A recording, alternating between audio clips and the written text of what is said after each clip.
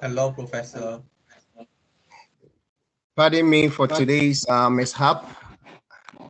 It is so unfortunate.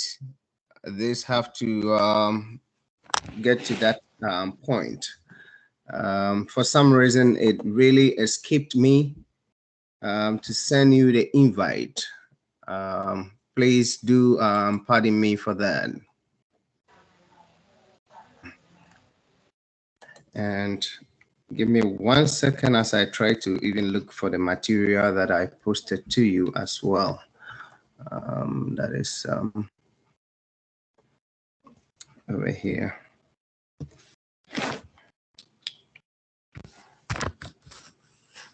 I hope each and everyone is doing well this morning, right?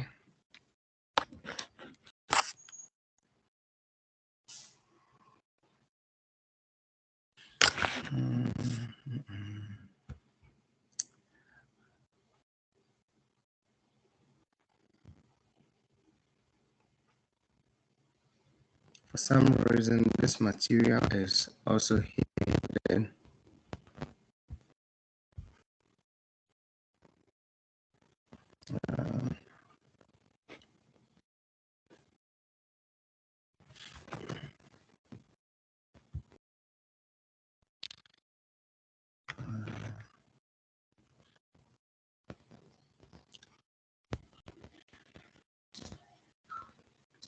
And it's taking its own time to download as well.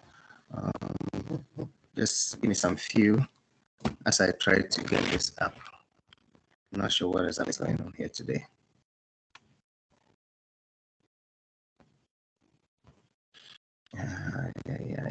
Yeah. Okay.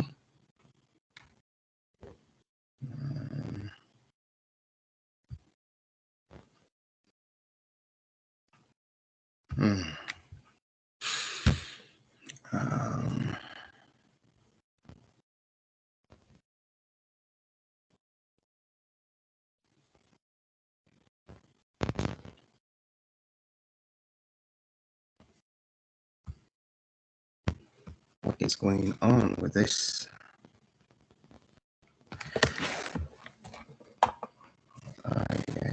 Yeah.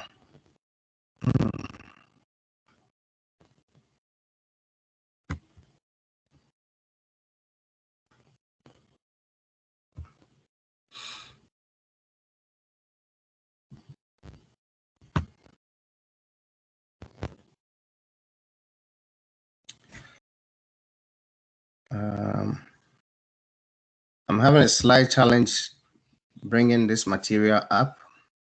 Please do bear with me. No problem.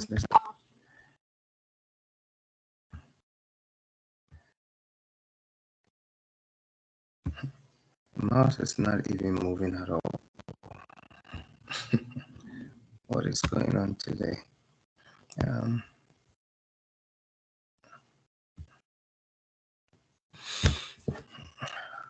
Did you try to open it normally, then share your screen? Yes. It's not even moving. Give me a second. I'm onto my desktop to do this. Give me a second. I don't know why we cannot even get through with this.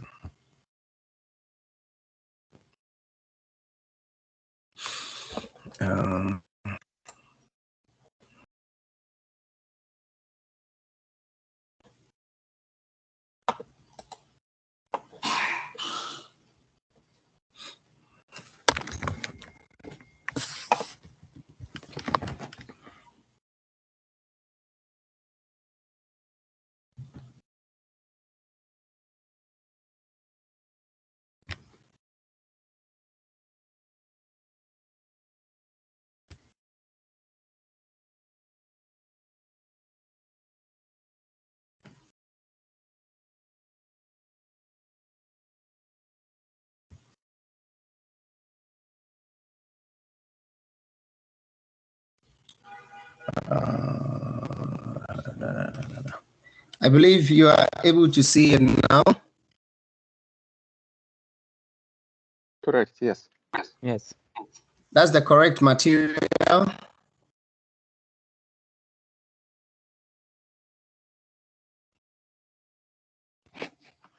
Okay. Yes. Okay. Oh boy. Finally. Please forgive me, pardon me for that mishap and the delay. It's unfortunate. This have to happen like that. It really escaped me to send you the invite, and also uploading this right now has become a slight challenge for us. But all said and done, I believe we'll be able to make justice to what we have to by the end of the day. All right. So without much time I wait, we will start today's section. Once again, please do pardon me for that. It's not going to happen again because it's not a professional aspect of me, and it's not professionalism. It doesn't look professionalism, and it shouldn't be. So do forgive me. And moving forward, we will be able to make in terms of that aspect. All right. So throughout the week, I've been monitoring some kind of nice conversation and fruitful conversation going on the portal with a discussion topic. In fact, yes, people brought it to the practical level as I was looking for, and I enjoyed it. Doing that helps us to at least be able to individually understand the material, dissect it at our own level, to be able to come to class having some sort of idea about what we are coming to talk about and what the whole topic is going to be. And that is what I enjoyed dealing with students about. And I believe it's a good way of at least giving the student some sort of proud knowledge of what they are coming to at least treat in a class. And it doesn't make the student feel like they are here to listen alone, but will not be able to contribute. So I believe we all enjoyed it. So this week's section is about institution and marketplace. Institution and marketplace, which is module 2, institution and marketplace. By the end of this section, it is my goal that all of us will be able to explain how markets make, we should be able to explain how market makes specialization and trade possible. Okay, we should be able to also define what we term as property rights. And then as well, we have to be able to describe how competition affects market outcome. How competition affects market outcome. The role also of an entrepreneur must be able to be explained by each and every one by the end of this section, after we've gone through explanation and then giving you much flesh on the bones. We should be able to come up with the definition or explanation of who an entrepreneur is and the role of an entrepreneur. We should also be able to describe the role of a financial institution in a market economist.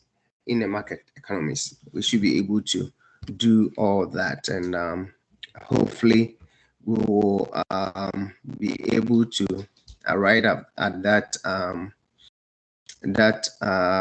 goal and that objective with the same purpose. So our first topic that we're going to be treating this morning is on specialization and trade. Specialization and trade. And this is what we had some sort of discussion about in the classroom, and each and everyone tried to give his or her own understanding or explanation as to what it is, specialization and then trade. By definition, our material will be able to tell us that it's market is anywhere or mechanism by which buyers and sellers does what? Interact. You go everywhere in the country, you'll be able to see customers in a market, and a market is whereby they interact. Okay, they interact to sell maybe goods and services, trade goods and services or resources. I mean, not a trade, sorry. So wherever you find yourself doing any sort of interaction, exchange, whether you are in a modern market space where maybe there is a cashier, or where there is multiple sellers in an open marketplace, or where there is different types of markets you can find. If you go to different areas or around the globe, you find different marketplace. And that is what we are talking about in terms of market. It is anywhere you find yourself. It could be in somebody's bedroom, okay? The goal is there should be some mechanism of the idea of bringing something to somebody in the content or in an explanation that you are about to sell, and the person also have that kind of consideration to buy it or purchase it from you. That interaction, soon as it comes to place, wherever you find yourself, becomes a market. It becomes a market. So that is what we do have. It says anywhere, or mechanism by which buyers and sellers interact to trade goods, okay, services, or resources.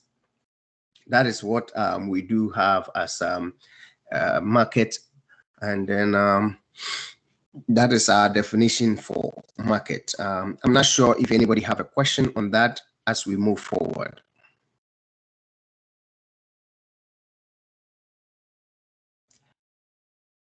Okay, so that is our market.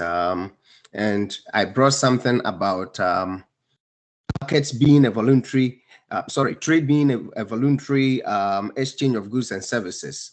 And I decided to bring it out for us to discuss as to how your understanding is all about. You know, people engage in trade, okay?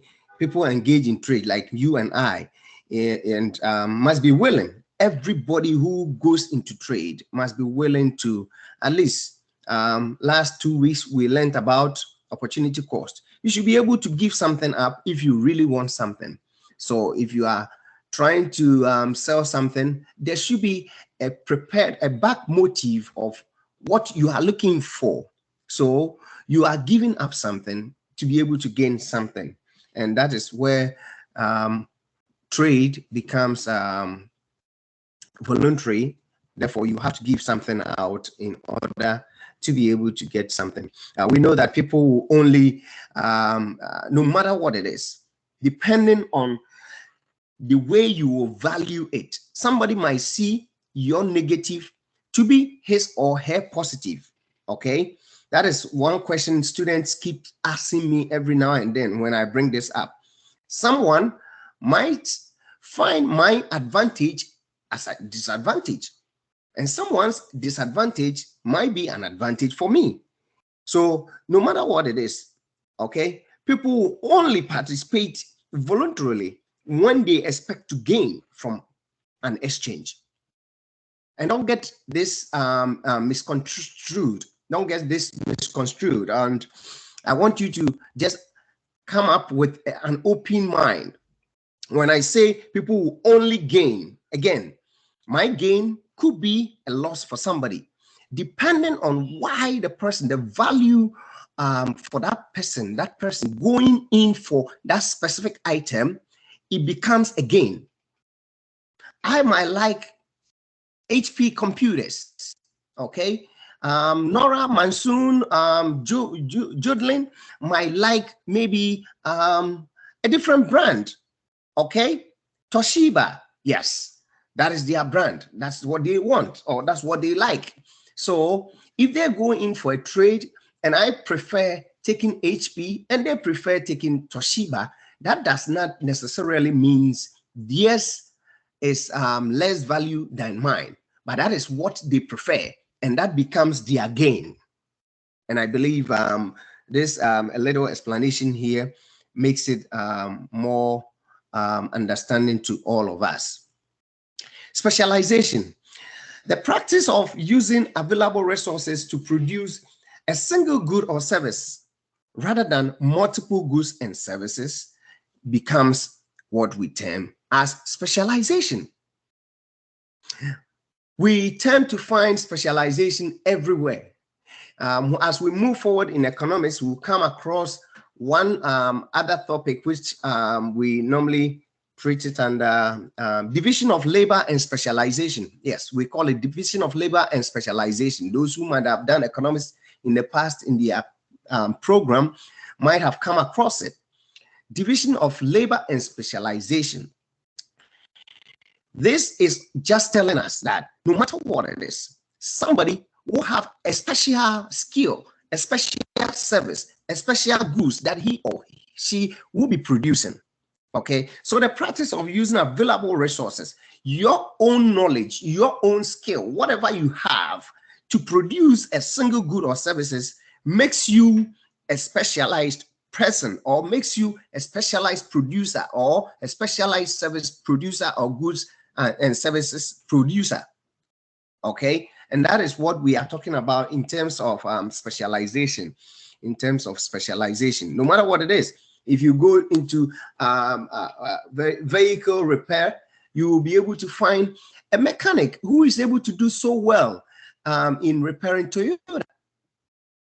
There might be another mechanic who will be very good in repairing or getting your issues corrected on a Mercedes.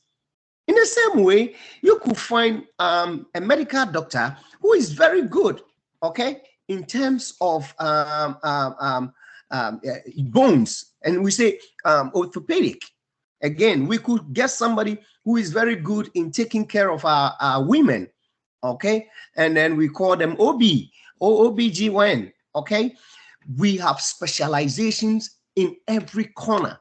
You will find a tutor or a professor who is good in accounting, or his background is in accounting. Somebody's background is in economics. Somebody's background is in sociology. We have specialization. So the practice of using your own available resources to produce a single good or service rather than multiple goods makes one a specialized entity or a specialized personnel in that aspect. Moving forward, causes and effects of specialization. Causes and effects of specialization. What causes what causes and effects does specialization do have? Let's look at it. If we look at the first tabulation, the first point says competition drives production to lower opportunity cost for producers. Competition drives production to lower opportunity cost producers. Okay, whenever there is competition, okay, it helps lower the opportunity cost of producers. Okay, because when those coming to patronize your goods have too much or so many avenues, okay, to come into patronizing your products, they have more power, okay, in bargaining than you being what? The producer. Okay, so whenever there is competition, it drives production to lower opportunity cost producers. Okay, and this is something we could see almost everywhere. Assuming we are going for a contest, there is an election somewhere else, and maybe 5 people are standing or contesting for the same position. Okay, if we have 30 or 100 voters. At the end of the day, if all the 5 are popular, okay, all things being equal, if all the 5 contestants are popular and they are up doing and they know what to do, no matter what it is, the numbers which is going to come from the electorates will be splitted. Either it's going to be 20, 40, 25, 30, or something like that. No matter what it is, the number is going to split because there is a lot more competition for that same position. But if it is maybe 2 people competing for that same position, at the end of the day, the number will reduce, but it's going to be splitted among only 2 people. So if it is 100 electorates, they might end up having, say, 70-30, or maybe 20-80, or maybe the other person is so popular and might end up having 90-10 out of the voters. So whenever there is competition among people in any way, it tends to do what? Lower opportunity cost. That is what we have to understand. Specialization increases output. Yes. I have a question regarding this point, and I have an example to elaborate what I understood from this point, because I think it's not clear from my side. So Sure. it is like if 2 suppliers are competing in market, for example, on a product, and one of them is offering double price the other one. So for the buyer of the product, this means the competition between them made the buyer buy 2 of the item from the one offering lower cost than the one offering the higher cost. So does that what is meant by competition that drive production to lower opportunity cost? So the conclusion is that I'm able now to buy 2 of this product instead of buying the one for the same value of money. So is it right, or Well, it is just in the context you are trying to describe. Okay, what we have to say is every market have what we term as share. So as you did explain, you have 2 products on the market. Okay, these 2 products or producers are trying to compete for the market share. Okay, so if one brand is able to, for some reason, I don't want to say specifically marketing, that's not what I want to say, or promotion, because all things being equal, there will always be other factors involved in this. If the other is able to garner more market share as compared to the other one, by you trying to buy maybe 2 products of the other producer or other manufacturer instead of the other, depending on what you considered before buying, it might reduce the opportunity cost for the other. That is explanation that I'm trying to give you. So whenever there is more competition, instead of, say, that one particular producer enjoying the entire market share, once others enter the market, it reduces the opportunity cost for the producers. Although in many cases you have other, that's why I'm saying all things remaining constant, because there are other factors that can cause other producers not to be able to even enjoy much market share when they enter the market.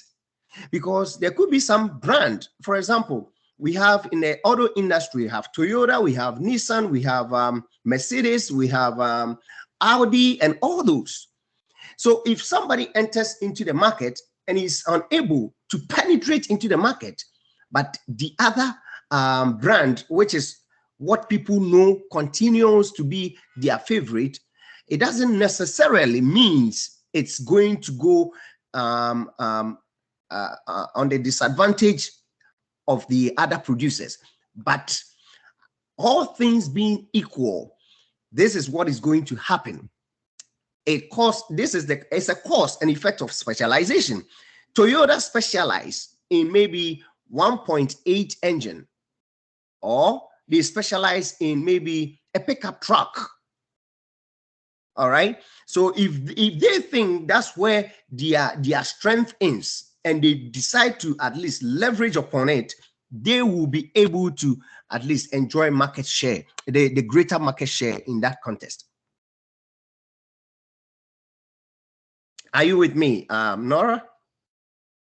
Yes, clear. I hope I did not confuse you, but rather explain it more. Yes, yes. Okay. Moving forward, specialization increases total output of goods and services while minimizing resource usage and cost.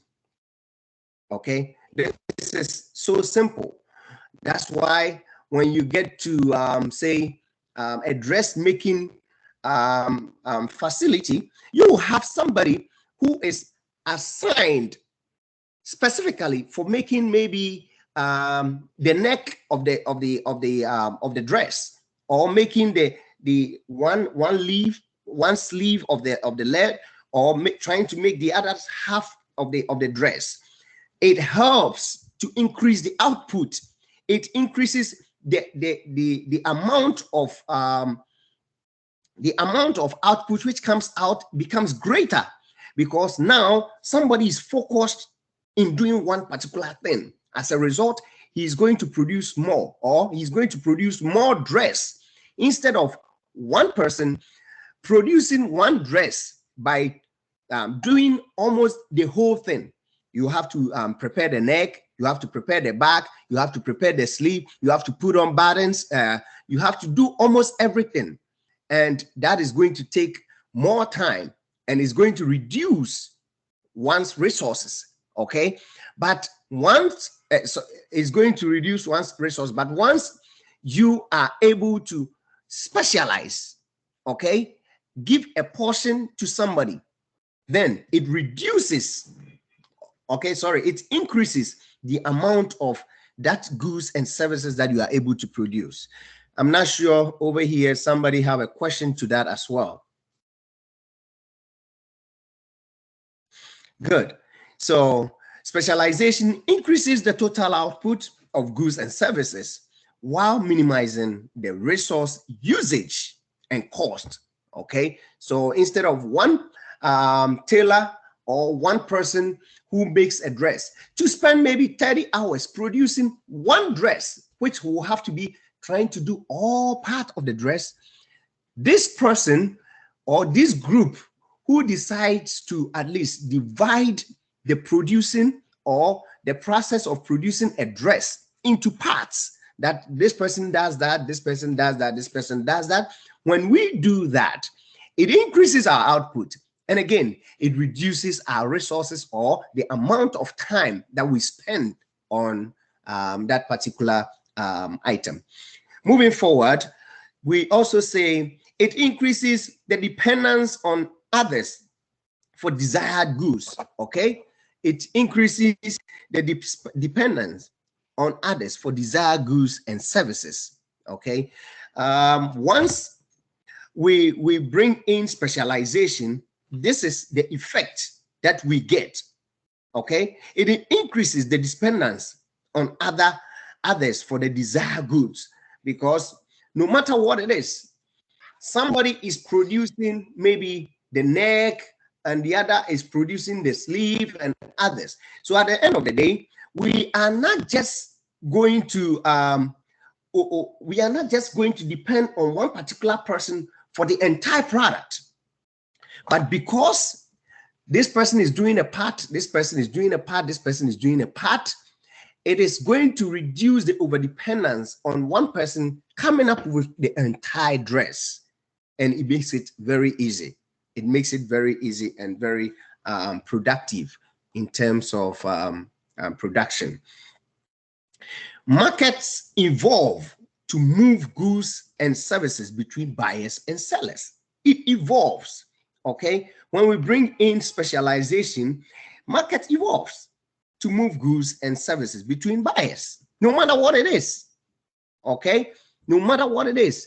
Once you introduce specialization into anything you do, you will see the market moving from one level to the other. It's going to evolve. Okay, somebody will bring a different taste into it. Somebody will bring a different style. There will be a whole board of different set of ideas coming into play, because it is not one person sitting on one particular dress. I love to use the making of dress because I think it is very easy for all of us to understand. You know, instead of one person to sit on one particular dress and prepare it, it brings in a lot of different set of ideas. Somebody will feel like, hey, this neck of the dress, it is blue, but let me make it green, okay? And this alone also does what? Brings in, or it makes the market evolve, okay? It brings in different ideas that people will not, or if it was being done by one person, it will be difficult for one person to even come up with all those ideas. Trade in markets creates wealth, okay? Trade in markets, it creates wealth, further encouraging specialization and increased output, okay? This is a cause of specialization. Once someone decides to go for one specific thing to be doing, yes, and if you're able to do it and do it well, you become the champion, or you become the master of what you are doing. Okay, that's why gone are the days, if you get into an accounting firm or if you get into an organization, an accountant will be doing the same. One accountant will be doing, will be in charge of accounting payable, accounting receivable. He will be doing the ledgers. He will be doing almost everything. At the end of the day, the same person will go to the bank and do the bank reconciliation effect. It doesn't really serve the purpose. It doesn't serve the purpose. And when there is an error, it becomes difficult for that person to even identify. So markets, or the causes and effects of specialization, is what we have just discussed. And the last one says trade in markets creates wealth, further encouraging specialization and increased outputs. Any question? Good. So we have a discussion question that I just brought it up. Again, once again, we do have the material throughout the week. So I expect students also to talk when we come into the live section. I expect there is nothing like a wrong answer. Okay, in my class, there is nothing like a wrong answer. I just said something over here, and I want you to just relate that to what we have here. Okay, markets evolve to move goods and services between buyers and sellers. So once we come into a class, your answer could bring something different that somebody might not really know, and it will change the ball game. So we do have the question over here. I want to pause for maybe 2 minutes. I want everybody to think about it, because we will definitely need answers to that. We will definitely need answers to that. So that is what I do have over here. So explain how consumers and producers interact in a market to create wealth for both the consumer and the producer.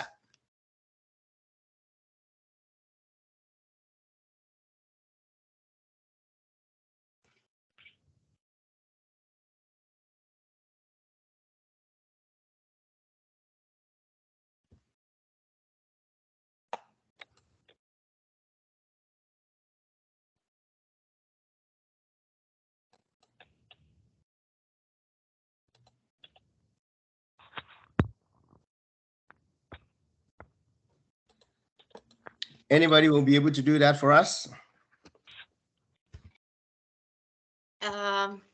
I believe the answer of the question will be the need.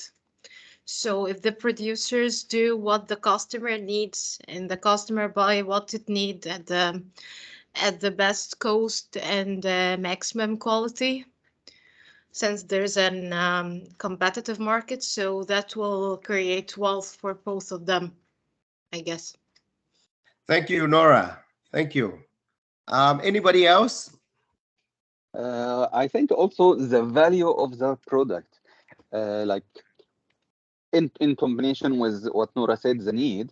Okay, the most what can I say, goods that makes better value.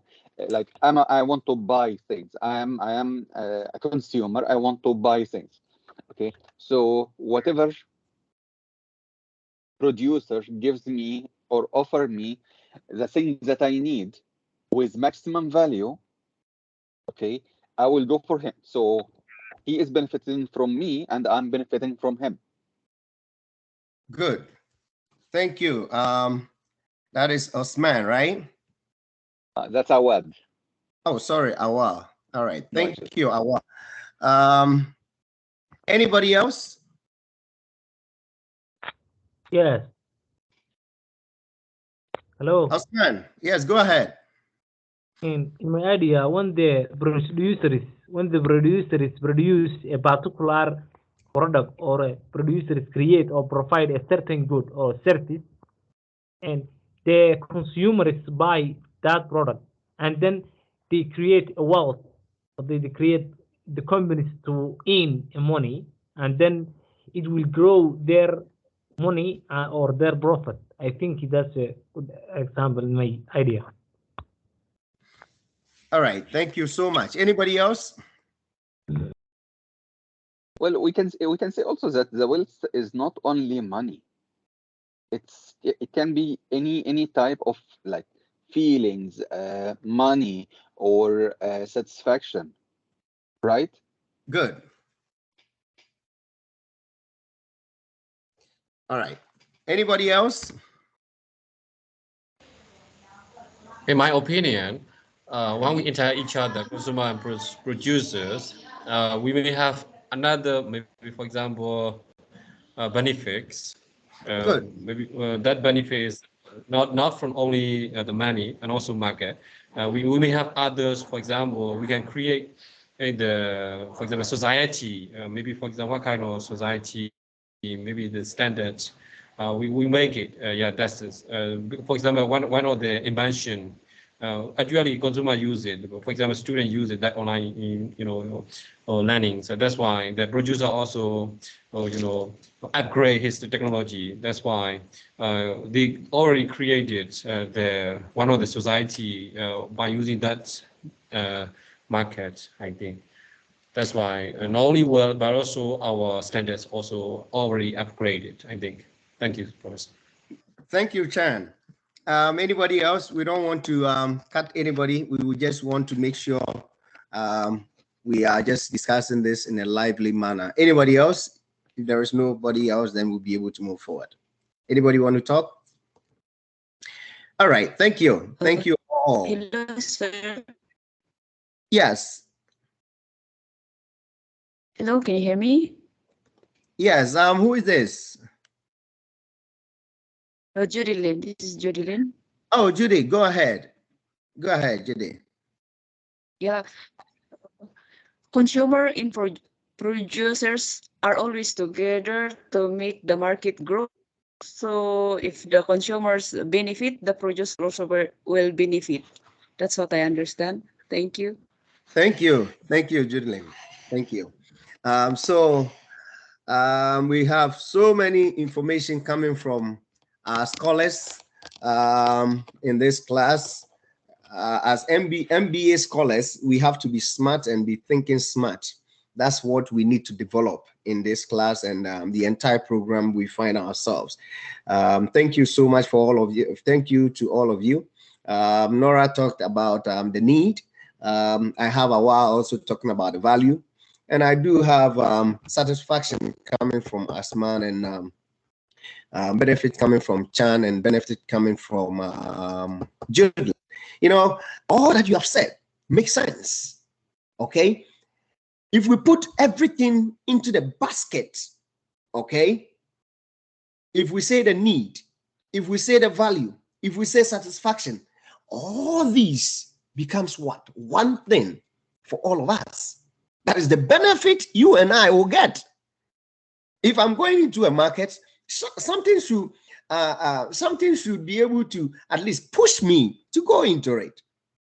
Okay? When you go into law, business law will tell you consideration. Okay? What did you consider before getting into that business or getting into that contract? Okay? That is what we are talking about, the benefit. Okay? If it's a need for you, it means you are going to benefit from it. If you look at the value of it and that's what you cherish, it's a benefit for you. If you look at the satisfaction at the end of the day, that you feel like, this is something that I really cherish and I need to go in for it. Yes, it becomes a benefit for you. And I believe you've all putting out something great. And I believe this is what the class aspires for. And at the end of the day, we need to keep on doing that. Moving on. We have another one coming, and this is what we call it, a multiple choice question. The concept of a market is what? The concept of a market is what? Can somebody tell me? It's B. Location where buyers and sellers meet to negotiate. Wow. You see, that's what I'm looking for. We have scholars in here. So that is a B. So if you do not exactly know what we are talking about, it's a B. The answer is B. Okay. The answer to that question, it's B. That is a place where both the location where buyers and then sellers meet to negotiate prices and then do what? And also determine what? Yes.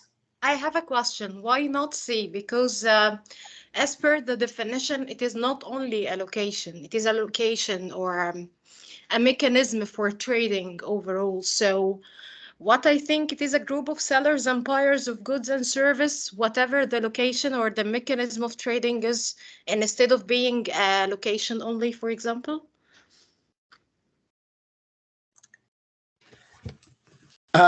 You know, you have a point. Okay, you have a point.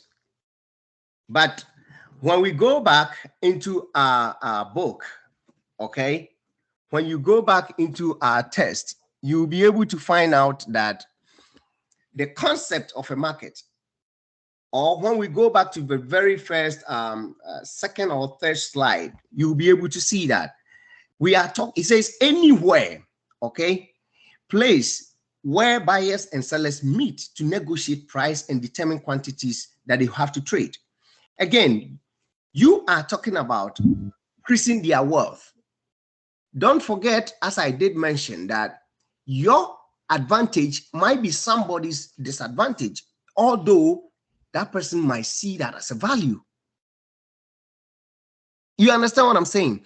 So the fact that you are not increasing your wealth, but gaining whatever you think it is for you, does not necessarily means that you are increasing your wealth.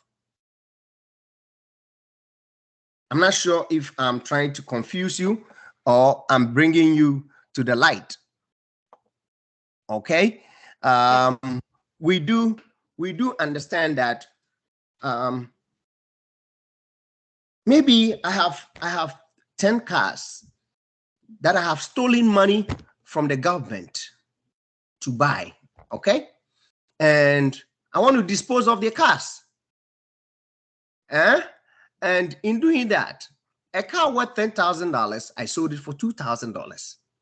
My gain is being able to hide the money. Okay? So it's not necessarily that at the end of the day, your advantage or your value or the way you see it should be the same way everybody should see it. But the main goal is being together to negotiate. Okay? That is the main goal. That is what brings a market. That is what we term as market. Once you come together to negotiate, then we are talking about a market. I'm not sure if Professor, we have the same pace. Yes. Maybe I could add something. Could I Yes, ask go something? ahead.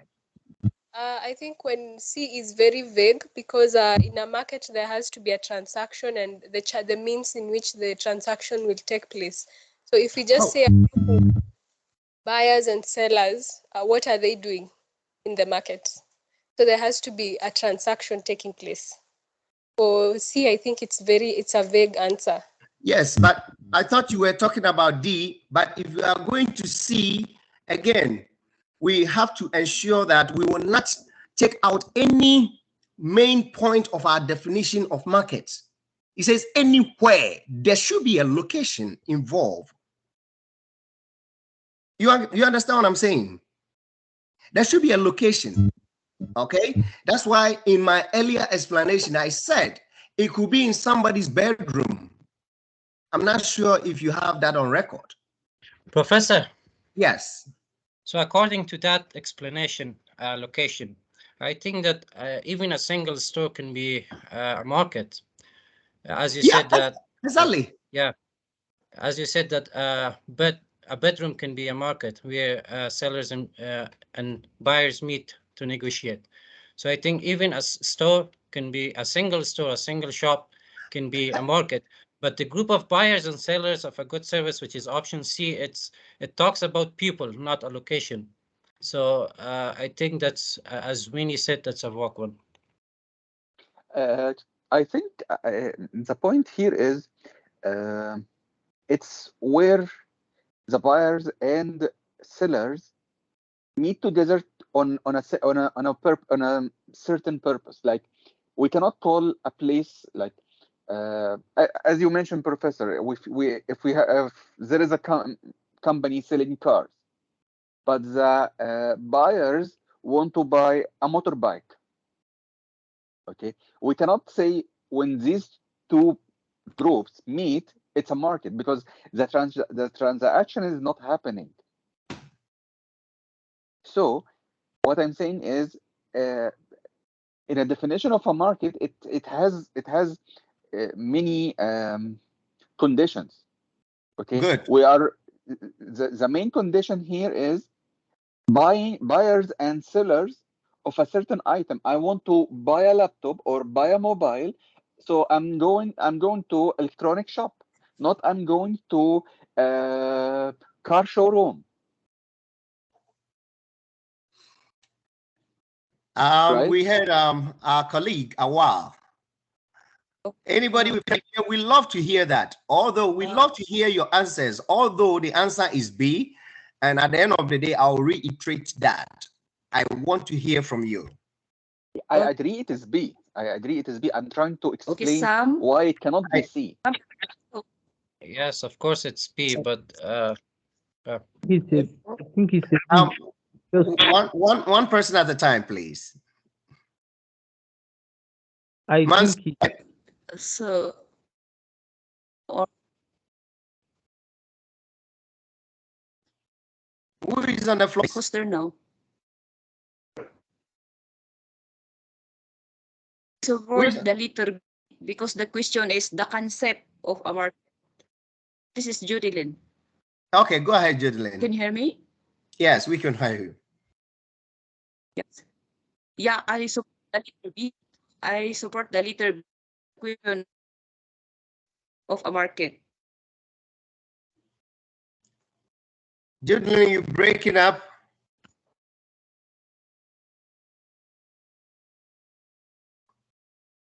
Are you there?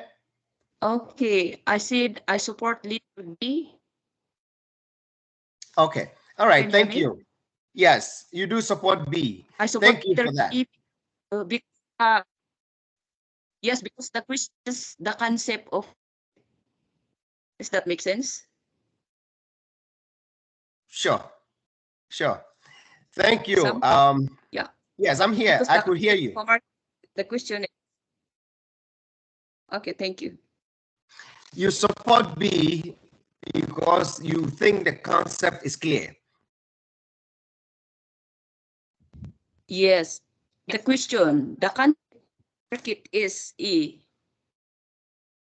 Does that make sense? I did not hear the last part of it. Because unsafe market. Okay. All right. I think we'll have to move forward. Can you hear me? Anybody with another idea, explanation? We are in a Supreme Court. You have to defend yourself. If you take any answer, you need to defend yourself. Yes. So I think a market is like a network. We need also like a buyers and sellers, right? Like for Yes. example, global market in the globalization. So for example, one of the online marketings, actually we don't see who is sellers, who are buyers, but we have a network. That's why that networks from that network, like a location network, is that right? So we can buy and we can will sell. That's why I think a market is like a network. We can negotiate, right, prices and how many prices, or maybe sorry, how many quantities we can. That's why I believe I agreed. Number B is like market concepts. Thank you, Chan. Thank you. And you know one thing you brought about, and this is why I love students to get involved in discussions of this. Don't forget, you just brought something up. Maybe you yourself did not catch it. Market does not necessarily, again, means we have to go into the supermarket. Today we have what we term as e-commerce, right? So it happens on the internet. So it doesn't necessarily mean you have to see 20 buyers and then 15 sellers before it becomes a market. You understand what I'm saying? So that is one good point you have just also brought up. The e-commerce is also a market. Okay. So I thank everybody for his or her at least explanation to whatever point. Again, there is no wrong or excuse me to say stupid question in this class. Let's share what we have and we develop and grow together. Anybody have a different idea? We can move forward, right? Good. So the question now gets to the answer now has been accepted that it is B, although we all have our differences. All right. The next one says, which of the following is not a result of specialization? Which of the following? We have spoken about this. So I think it's I A. think it's a C. C. Development of new products. C, that's Judlin. No, Rodas. Rodas, why do you think is C? Can you tell us? Yeah, because specialization is about making the existing product that you have better, not developing a new one or adding or producing new products. Okay. That's it. So specialization, it means somebody cannot produce a new product. That's what you said, or somebody cannot develop. If you remember, as I was giving you the examples, I said, if somebody is making a dress and he starts to make the neck, and the neck maybe used to be blue, he can decide to make it green or pink. You remember that example I gave you? Is the person developing the product? Yes, but not a new product. It's the existing product, isn't it? Yes, but this question is in negative, you know that. It says, which of the following is not? Okay. Professor, I think it's one-sided benefit. It's not a result of specialization. Because both consumer and producer will have benefit on both sides. That's what I think. Who is that professor in the class? Sorry? Who is that professor in the class? That's Han, right? Cool. Is that Han? Oh, okay, cool. Thank you for that. I like your explanation to your choice. I like your explanation to your choice. It's so simple. Both ends will do what? Benefit. Yes, to me, I understand that the consumer side will enjoy a lower cost because of the better product developed. And for the producer side, they enjoy a lower cost to maybe to purchase the raw material or something like that, or they reduce the cost way. That's right. I appreciate that. Anybody have a different idea as to what we are talking about? Or all of us are aware it's going to be the A answer? I Please. think I think A is right because the benefit of the specialization get the consumer and the producer. So I think A is right. Thank you. Thank you, Osman. Thank you. So you do support the A. Anybody have a different idea about other than the A? I just want to hear people's reason for choosing what answer. You know, in that case, we get to at least have some sort of ideas we have never tasted before. We are all learning. We all agree that is A, right? Thank you. So let's move forward. Let's move forward. Moving forward, we're gonna go to a new slide, which is about property rights. This is not property rate. If you have a house, this is a property right. So the right you do have on your property. Okay, that's the simple explanation I can give you. The right you do have on your property. So it's not a tax that somebody is coming to take from you. The right. So property right. What do we mean by that? Property right. The right to use a good, service, or resource as one wishes. Okay. There is a saying that if horses if horses were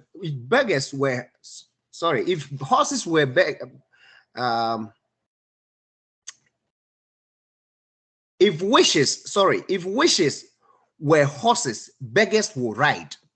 Okay, if wishes were horses, beggars will ride. Guess what? Because wishes is not horses, beggars cannot ride. So the wish is within my power. It means I have the right of ownership to the property.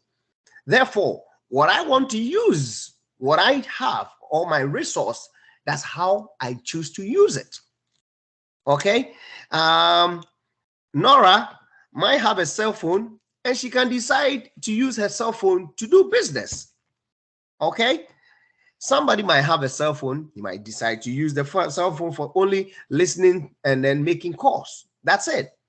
Okay. The right to use a good, service, or resources as one wishes. That is your property right.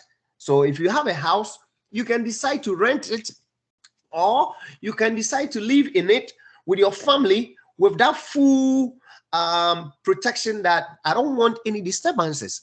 So I have 20 rooms. I'm not going to rent any room to anybody. I have 20 rooms and I have only 2 kids and a wife. Okay, we are going to ensure that nobody have any part of this rooms. I'm going to use it myself. That is your right, and that's what you're going to use it for. Okay, so that is what the property right is all about. I'm not sure if somebody have any question on this. Good. So now let's keep moving forward. We have types and owners of property rights. Types and owners, and this is self-explanatory. Okay, it is self-explanatory. When we talk about the types of property rights, we have the private, okay, we have the common, and then we have the public. Okay, that is what we do have. And also, if we have the owner of property rights, we have the individual, we have the group, and then we have the government. Okay, that is the types, and then what we have, the types and owners of property right. Property rights, okay? What does property rights really does? Property rights. Property right enables specialization and trade as well. Can somebody give me a brief explanation as to why property rights will enable specialization and trade?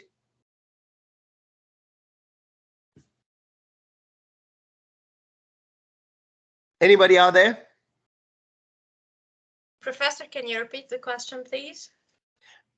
Can somebody explain why property rights enables specialization and trade?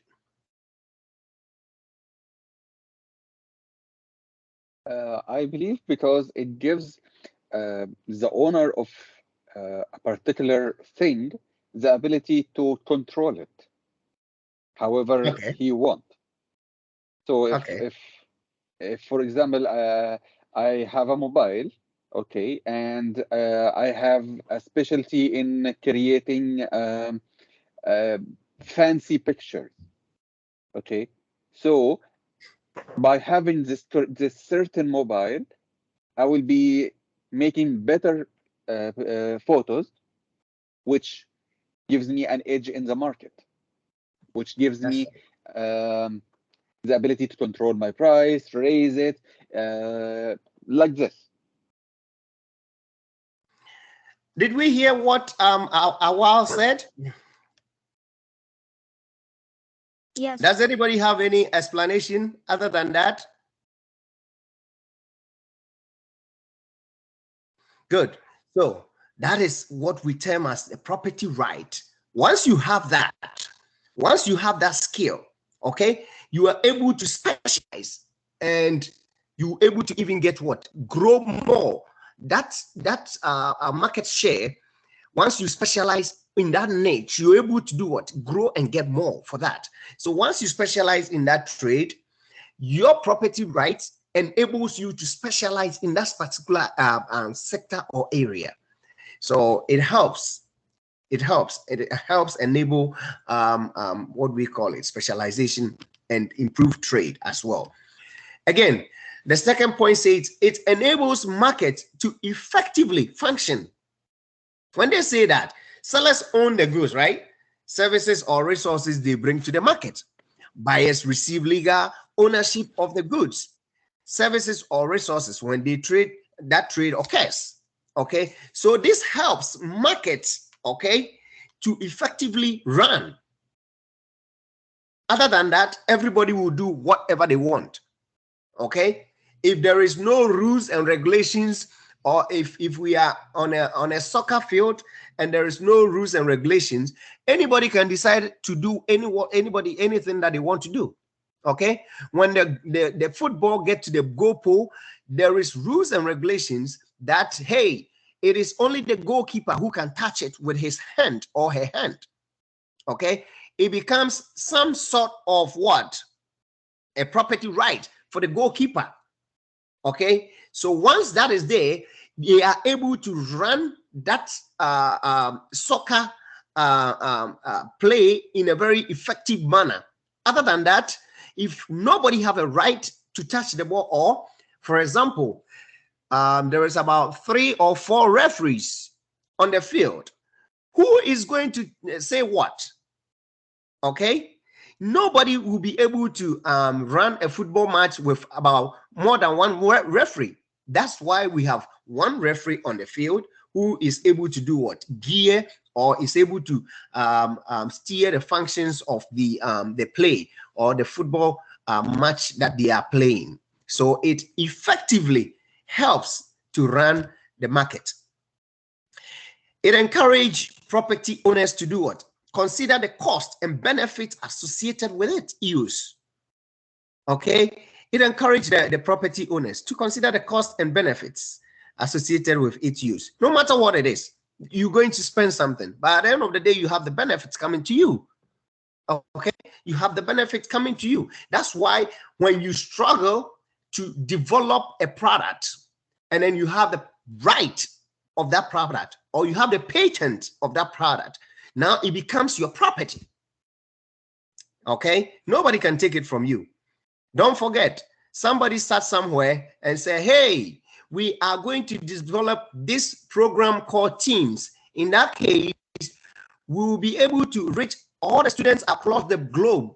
They will be able to listen from wherever they are by interacting with their professors. They will be able to gain knowledge. They will be able to access materials from wherever they are. These people who created Microsoft Teams have that kind of property right. Okay, and guess what? At the end of the day, they did not just sit down one day and create it. They went through some procedures, some process to be able to bring this kind of product to bear. And at the end of the day, their benefit is what they are enjoying by selling it to an institution like Windsor University to be able to do what? Get into students and myself into play by gaining knowledge and be able to exchange information. And that is what we have over here. So we also have, it encouraged property owners to safeguard. That is, I believe I should have even put in this one at the first, number one, to safeguard and increase the value of their property. Okay? When you buy a car, you get a title. It becomes yours. Okay? When you buy maybe a Toyota Camry 1944 for the first time, you feel so big. As time goes on, you make money and you buy Toyota, maybe 2013 or 2003, you feel like, wow, I have improved in life. So whenever you take your title, that's your property right, you feel like you have to protect it. If somebody is going to touch your car, say, hey, please don't touch it. Again, you become an MBA scholar.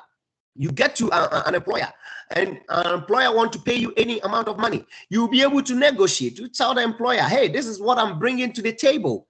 You should be able to negotiate, and that becomes your what? Your property right. Soon as you come out of this program, have your MBA certificate, it's not only the certificate, but the knowledge you acquire that you are able to put to work becomes a property right. And this is what we are talking about. And this encourages you, being the owner of that property, to do what? To safeguard it and increase its value. How do you do that as an MBA scholar? You go out there having some sort of good knowledge, okay, good skill as to how to run businesses, as to how to do stuff that will improve businesses. When you go out there with this kind of skill, you are a value to an organization, and your benefit is what they have to pay you, and you always have to fight for it. Thank you. Moving forward, I'm not sure, I'm giving you so many explanations on this, so I don't think somebody should still have a question on that. But if you do, please don't hesitate to let us know as we move forward. There is this discussion question that we have on the slide. It says, describe why you might find graffiti on a public park bench, but not the sofa at your parents' house. Why did I even put a parent? In your own house, okay? In your own house. Why is it that you don't see graffiti on your chairs and your sofa or your fridge, your television, whatever thing you own? Why is it so? Can somebody explain this? I think people don't respect the property rights. They don't care about it. They don't feel it's part of their property to worry about it. Okay, thank you. That's Ahmed, right? Yes. Thank you, Ahmed. Anybody with a different answer? Yes. So I think public park benches are public property. So anyone can draw, unless it's restricted by the government, by the I think, yeah, by the group or the community. Thank you, Rodas. Yeah, but when Thank you. it's your house, then it's your property. Nobody else can come and draw that graffiti on your sofa. You won't allow it. You would not allow it. Thank you for that. You will not allow it. So you protect it. You protect your right, your property right. You protect it, right? Good. Anybody with another different answer? Any explanation? Yeah, Professor, I think that the sofa as the private property of someone, so they will not allow it, as Rhoda said. But the public part is what I think is the common property right, that everyone has the same the same rights to use equally. They have the same equal rights to use the public park. So that's what I think. Yeah. Thank you. Thank you, Mansoor. Anybody else? Professor, I have a different thought. Here, can you hear me? I had a first voice. Go ahead. Okay, I'll just go ahead first. So probably Sure. the one who did the graffiti on the public spaces, right? They know they will not be identified, and then they will not be penalized, so they are not afraid. But in their parents' house, they know the parents itself will know who would doing those graffiti. So they have to bear the cost. So that's the reason why you don't see any graffiti on your sofa parents' house. That's what I thought. Thank you. Thank you, Cole. Today, this is the second time you're giving me good point, and I owe you 50 cents. Okay. Thank you. Good. The next person, Okay. please. The sofa, Is that Ahmed? Go ahead. the sofa in my Judlin. parents' house is that.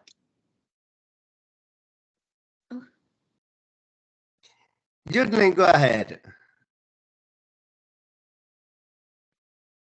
Okay, the sofa in my parents' house is a private property that I can take care. I know how can I use it, while the graffiti is an art that's posted in the public that anyone can interpret it whatever what's on their mind. Okay. Thank you. All right. Thank you, Judlin, too. Thank you.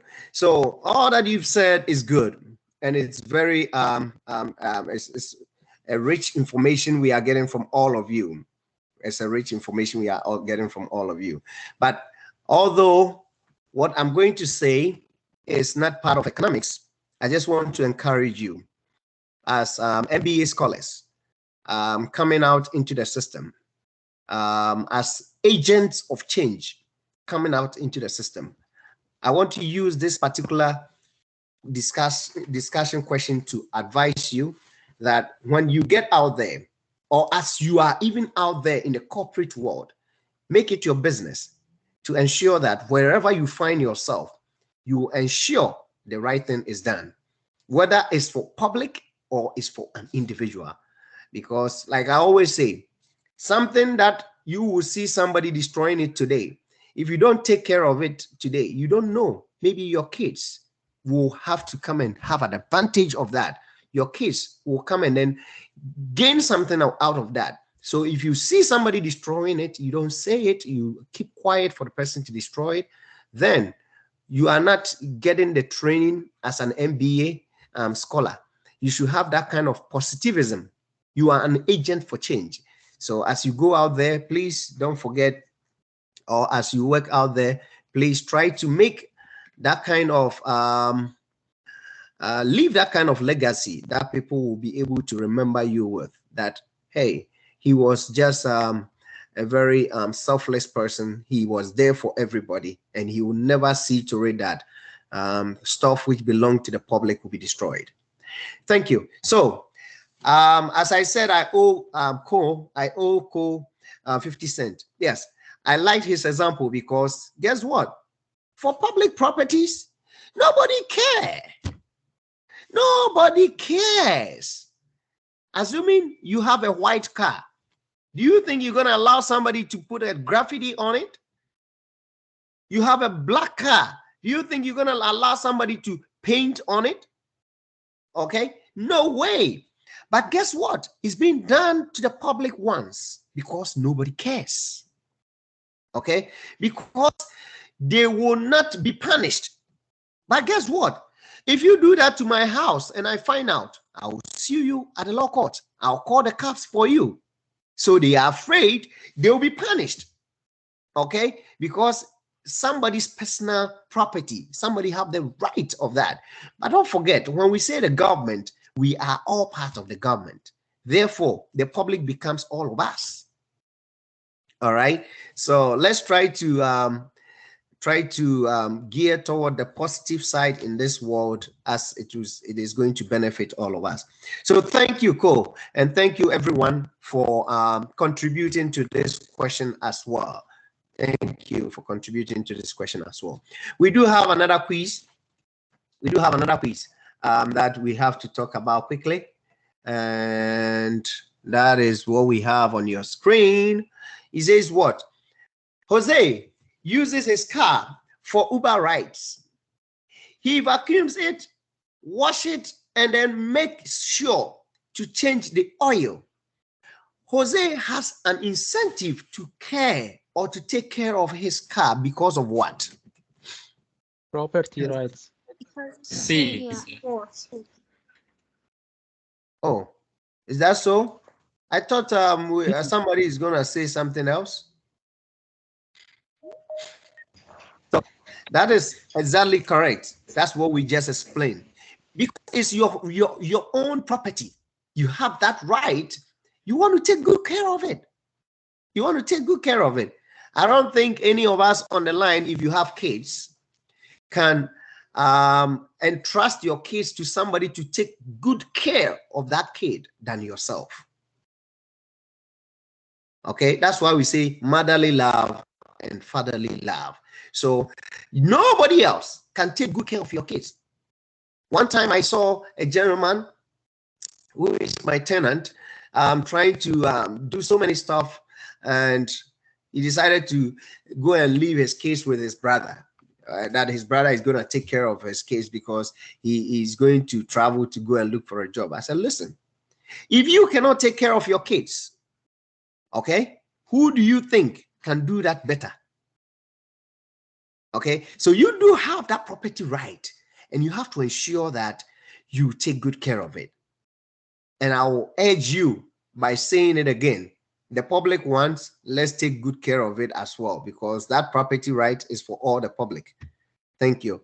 Let's move forward. Professor, Yeah. there's another reason actually in this case, I guess, because he needs to increase its value in the market. Because if he didn't do so, he would lose the profit in exchange of the service he will do.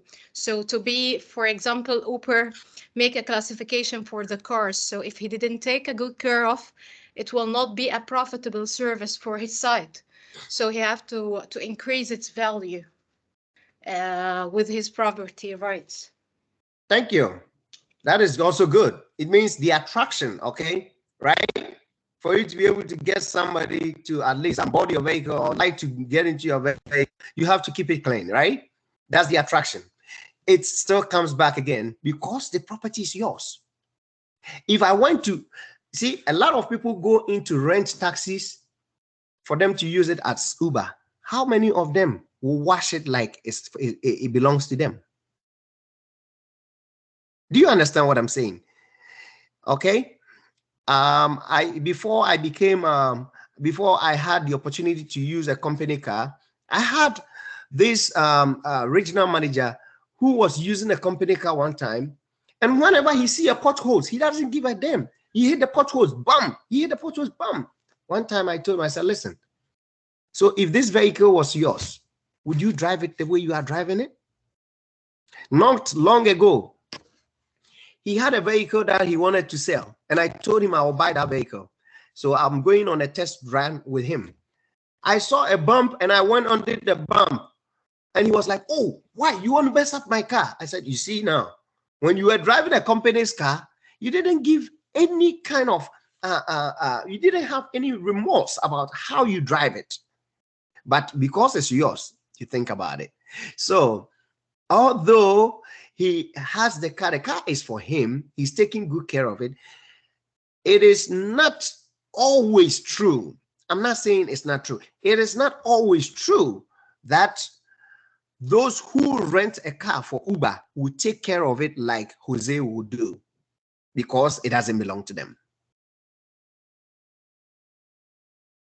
In other contexts, we can also explain it this way. They might take good care of a commercial vehicle that they have rented to run it as Uber, because at that particular point in time, if it is a week, if it is a month, if it is a quarter, the car belongs to them. They have rented it. So they have to keep it to that level for them to be able to get the benefit they need to get it out of that kind of property right. And I believe that's where yours comes in as well, Nora. Do I make sense to you? Yes, clear. Okay, thank you. Moving forward, let's see what we have. I think we are getting to another exciting topic, competitive market. Competitive market. Although we are in this class, we are not competing each other. We want to get out there and compete the market. Okay, we have to go out there, make sure that we get good deals in terms of employment. We have to make sure that we come out with good ideas to operate our own businesses as entrepreneurs and to be able to help others. What is competitive market? What is competitive market? A market with many buyers and sellers, free entry and exit, and no externalities.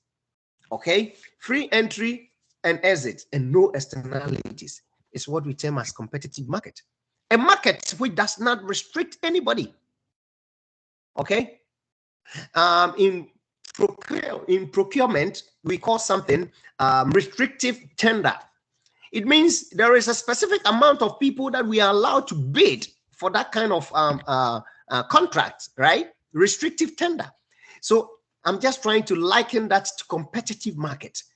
In that case, when there is a restrictive tender, we do not make that tendering or that bid, we do not make it open. We do not make it competitive. And that's where in the public sector, a lot of people steal money. There is a lot of corruption and bribery when it comes to procurement, whereby there is always restrictive tendering. Okay, so a market which has no restriction, okay, becomes a competitive market. I hope we do understand. Or somebody have something to share with the class?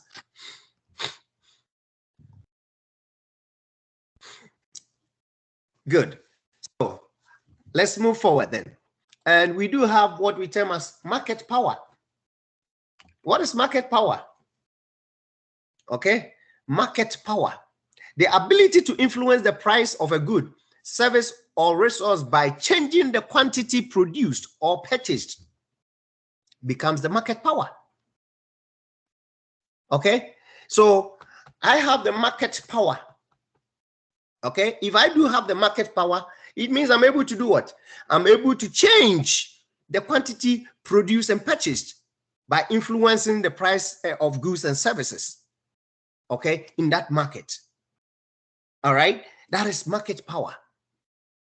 You cannot have that kind of power to do this unless you have that ability to do what? To change the quantities purchased or produced, okay, by increasing the price of a good.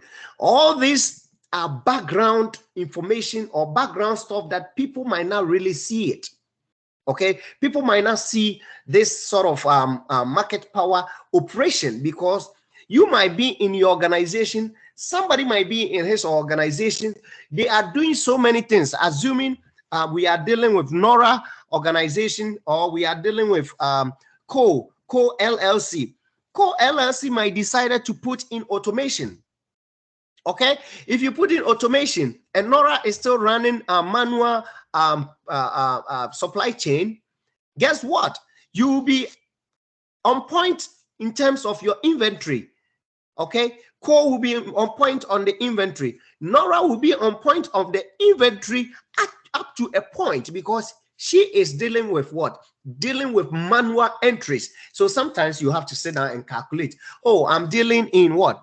I'm dealing in hardware.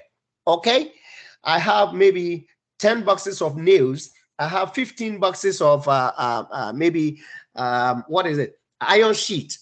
or have 20, 200 bags of cement left. When you are dealing with manual stuff, sometimes it becomes very difficult because you cannot be able to at least keep up with your supply chain inventory, just like somebody trying to automate. What the reason why I'm bringing this in is organizations does this to take advantage of the market power. If an organization decides to automate their processes, guess what? They can take advantage of the market. Okay, they can influence the price because guess what? They can sit there and then change the price with maybe 5 cents, knowing that they have enough in the market, and in the next couple of months, if they don't sell it, it's going to expire. Okay, unlike you dealing with manual stuff that you have to go back, ask your supply, what do we call it? Ask your purchasing and supply officer to go to the inventory, count it, and bring him back to you. This person who has automated his systems with barcoding and everything is able to, with a click, find out what they have and at what expiration date. Then they will be able to just say that, hey, we will reduce this price for those products to sell.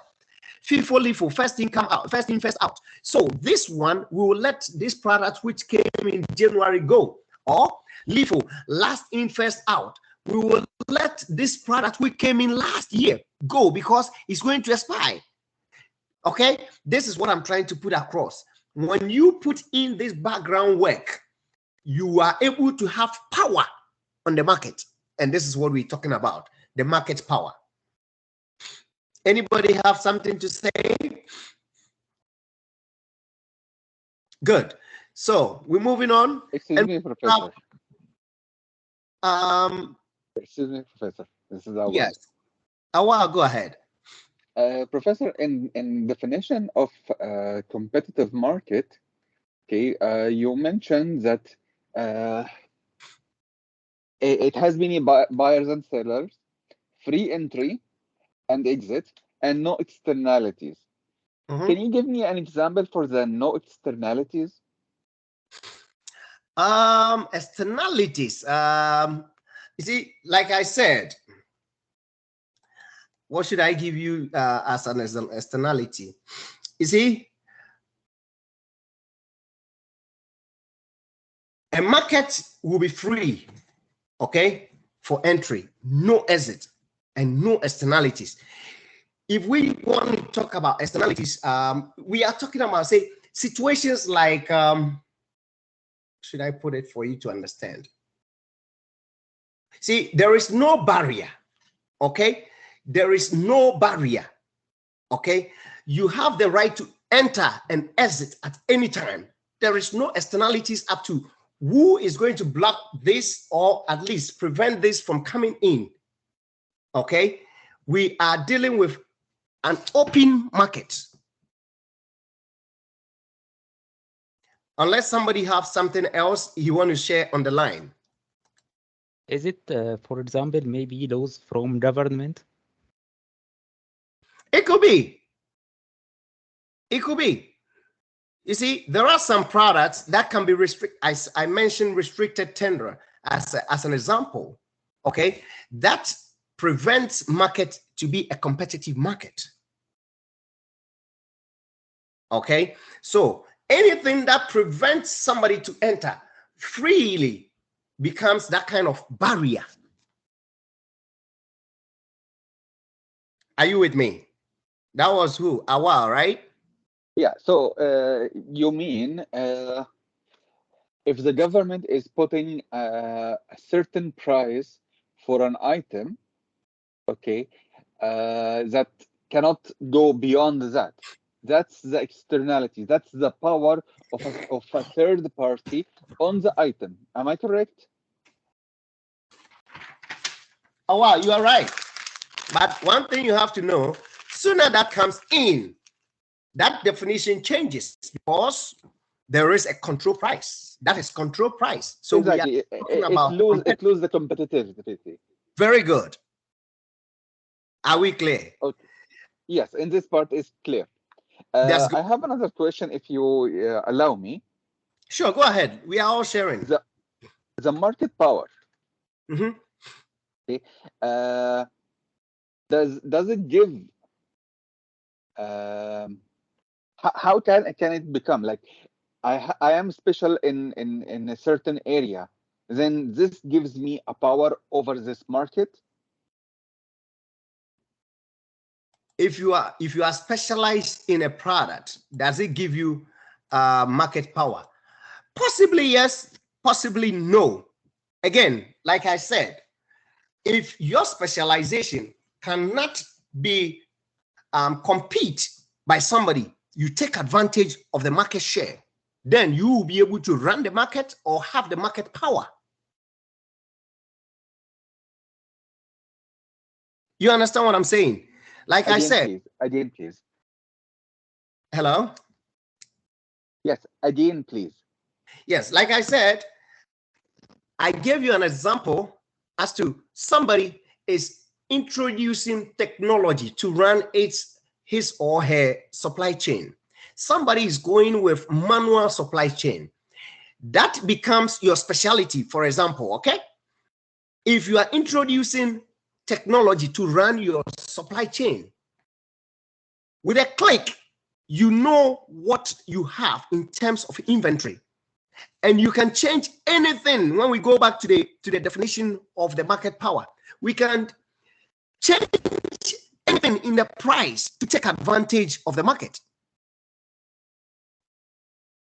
With technology, you are able to know that, hey, I received 100 bags of cement from last month or last year. I purchased a bag of cement for 30 cedis or for $30 or for 30 euro. Today, this cement is, say, costing us maybe $40 a bag. So if I reduce the price of the cement to, say, 38 and sell it, I'm still gaining. With a click, you will be able to know this information by employing technology. So with that, you can go back and just do what? Just be able to change the price, as the definition tells us. Influence the price of the goods and services. You can also influence it with the skill, with the new technology that you have. Okay, I'm producing Nike. Oh, sorry, I cannot produce Nike. I'm producing pens, and everybody use a black ink to write on the pen. Meanwhile, the pen is yellow. Okay, I can decide to come in with a different technology, see the kind of color that people like it, okay, and then employ that color to write my inscription on the pen. This alone, you are making some sort of influence on the service. And that helps you if people buy into your idea to take advantage of the market, and you have the market power. I understand now. Are we there yet? Yeah. Good. Good. Again, feel free. Let's share. Others might not understand where we go, but if the questions keep coming and the answers keep coming, we'll be able to make a great deal of as to what we have. So moving forward, benefits of competition. Benefits of competition.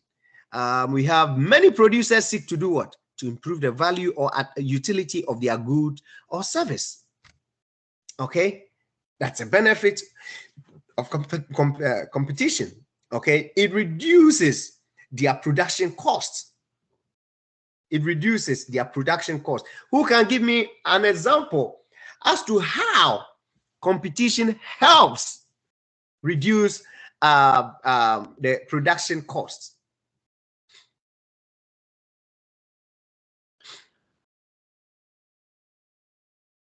I think. Professor. Okay, go ahead. Okay, go on. Okay, because Professor, I think that customers are looking for cheaper prices when there are two same products. So as a result of that, every companies will compete to offer the product or service in a cheaper price.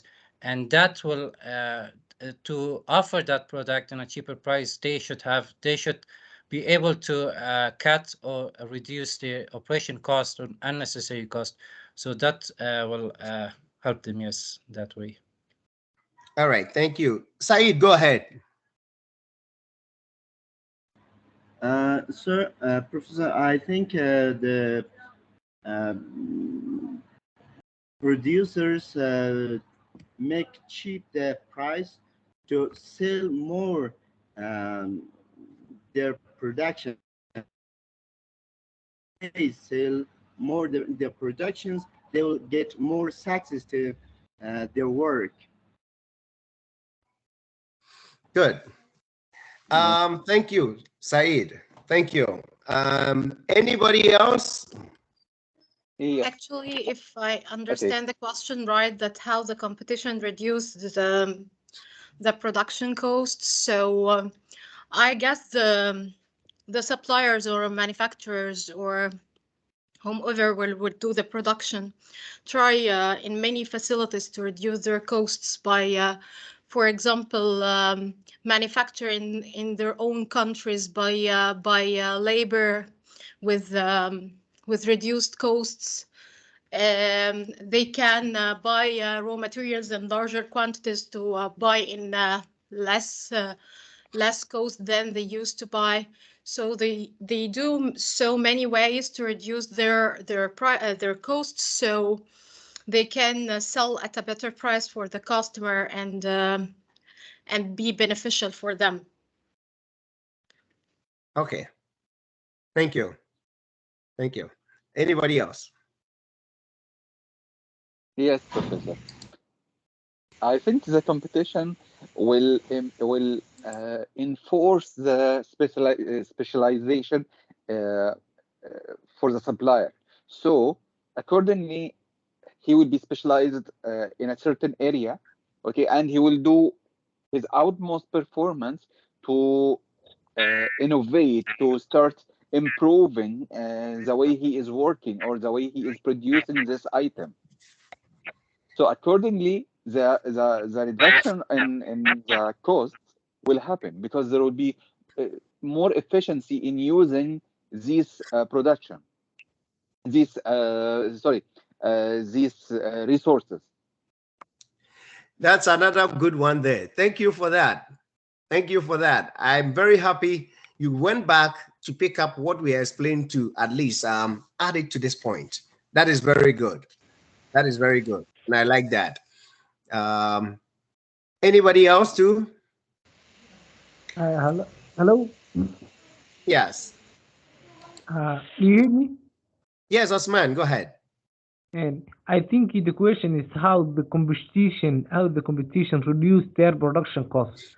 I think when their firms or organizations, the competition will force to reduce their cost, their price, and then when they buy many products or do many services, they get more money, and then they try to reduce as well as their production cost because they try to reduce. I think that's it. All right. Thank you so much. So we have had an extensive discussion over here too. Okay.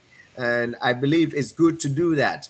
No matter what it is, one will find a way to do what? To reduce their their production cost. And like I said, I like what Awal said. Once you decide to do what? Go into specialization, guess what? You have to, something must inspire you. You have to innovate. In technology, we say either you innovate or you die. So you have to do what? At least come up with a great idea that will at least get you to enjoy greater much or greater portion of the market share by doing what? But reducing the cost with technology, with innovation, with any form of idea that will help you. And this comes as a result of what? Competition. Somebody is competing you. That's why every now and then we have Toyota bringing in something else in their car. And in the next couple of months, another brand maker will also try to copy that in a different way.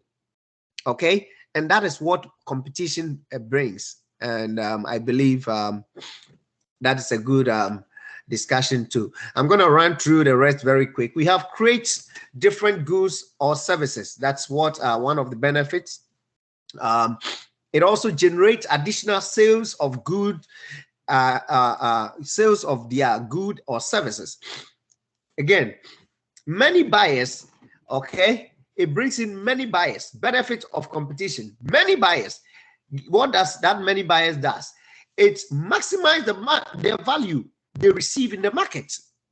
Okay, it maximizes the value they receive from the market, because no matter what it is, there is going to be multiple sellers. Okay, so you go to A giving you too much, you go to B price is too much, you go to C price is somehow favorable, you're able to take that and then move forward. Okay, sorry for that. It sends signal to producers through purchases and non-purchases. So it sends a strong signal that, hey, you got to straighten up. You got to straighten up, because if you don't do that, buyers will leave you. You got to straighten up, because if you don't know, if you don't put in promotion, if you don't do advertising, if you don't bring any sort of discount into your product, okay, you are going to lose out on the market share. So this is where all the time the R&D, the research and development department, will always come in, sit down and look at their competitor. What is the competitor doing to take advantage of them? So good research development department will always be looking at their competitors and always trying to take advantage of them or to go ahead of them. Okay, and that is one aspect of R&D that I just have to add it to this also. As we go along, you get more information. All right, let's keep moving forward onto the next slide, and we do have a free market entry and exit. Free market entry and exit. Okay. Profitable markets attract additional firms. When we do allow free market entry and exit, okay, it brings what? Profitable markets. It attracts additional firms. What does that profitable market that attracts additional firms brings? It increases competition.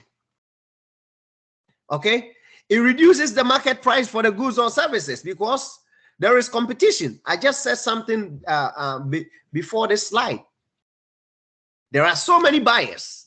There are so many suppliers. Okay, you have to straighten up. The buyers will leave if you don't throw something good at them. So it reduces the market price for the good. Where there is a lot of entry or there is a lot of competition, where there is free entry. Listen, I have $20. I can establish online business. What do you want me to do? I'll establish online business. So everybody is getting involved into online business. I buy my stuff from Amazon. I buy myself from what do we call it? Any other outlet, and I sell it online. If I'm able to make $5 on any product and I feel it's better for me, I can sell the property and the product and let it go. Unlike somebody who is doing what? Operating a warehouse, paying rent, paying electricity, paying so many things. He cannot do what? Run it. Okay, so these people will be competing with the e-commerce and it becomes a problem. So the free entry and exit brings what? It reduces the market price for the goods and services. Don't forget, it also helps to collapse other businesses. Like I said, those in the brick and mortar. For example, we find ourselves studying online today. Guess what? A lot of you could have entered into brick and mortar schools. If you are not in a brick and mortar because you find yourself here, you think this is what? Better than going into a brick and mortar because one, you can stay in the comfort of your home and use your television, use your internet to do what? To receive the materials, to listen to lectures online. So while you are home, you are one, gaining by resting. You are not on the street. You are not in the traffic. You are not rushing to get to classroom. You can do everything at the comfort of your home. Okay, so this is all one of those things. When free market entry and exit happens, this is what happens also. It encourages optimal use of societal resources. Okay, it encourages the development of new but similar goods or services. The unprofitable market lose firms. Unprofitable market lose firms. I think I just mentioned it. Those those brick and mortar schools, or those running a warehouse store that they will have to pay rent, electricity, pay security men and all those things, they will be running at a loss. At the end of the day, it will reduce the number of high cost of producers. Okay, so if you are into that and you have that kind of problem, at the end of the day, you back out. So unprofitable markets lose firms. Okay, what does that also brings in? It reduces the number of high cost of producers. So now that you were paying too much for the rent and you came online to start business, it can do what? Affect your pricing.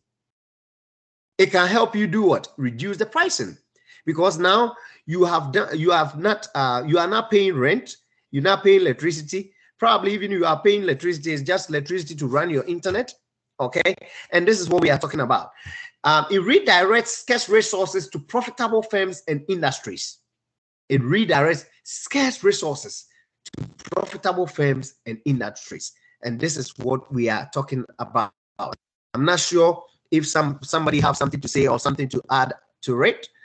If not, then we are going to move on to the next slide, as we have barely half an hour.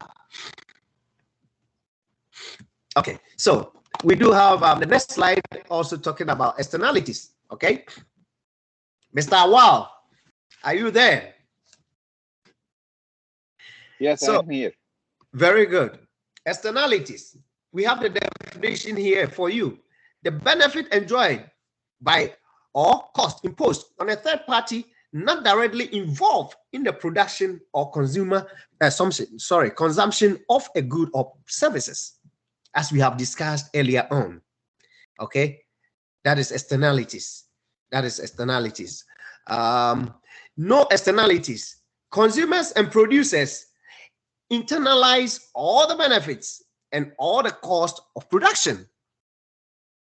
Nobody is going to prevent me from competing in that market because I have only $20 as my capital base. No, you will be able to compete and nobody will prevent you.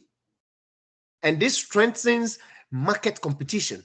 It strengthens market competition because people are able to come in with new ideas, new innovation. It comes into the market and they are able to reduce the prices of goods and services as well. No third party experience any benefit or cost associated with the good or service. No party experience any benefit or cost associated with the good or services as well. We do have a question coming up here. We do have a question coming up here. Let's see what we can do as we have this material. Sorry for that.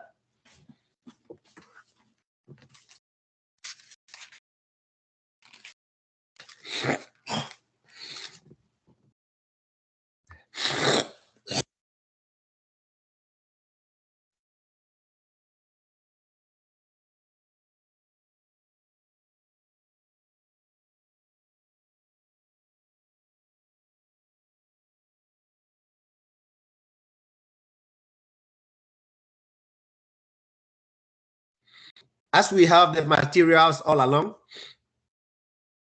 can somebody describe and explain what has happened to cell phones in terms of price, quality, extra features because of added competition? Is there competition for every product or services? Before somebody comes up with this, I'm not sure any of you remember the Nokia phone. The Nokia phone was one of the best phones worldwide, but the introduction of Android brought the Nokia phone down because they decided to create their own platform instead of partnering with Android. Okay, at a point, innovation, okay, brings down businesses if you are not able to at least curb your innovative ideas and then introduce, or at least try to upgrade yourself, be with the market. You always lose out. Can somebody give us some sort of explanation on this?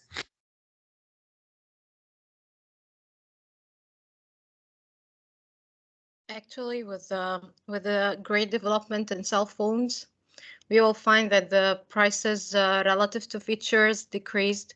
So if we have a phone with the same feature as previous, we will find that its price is very low.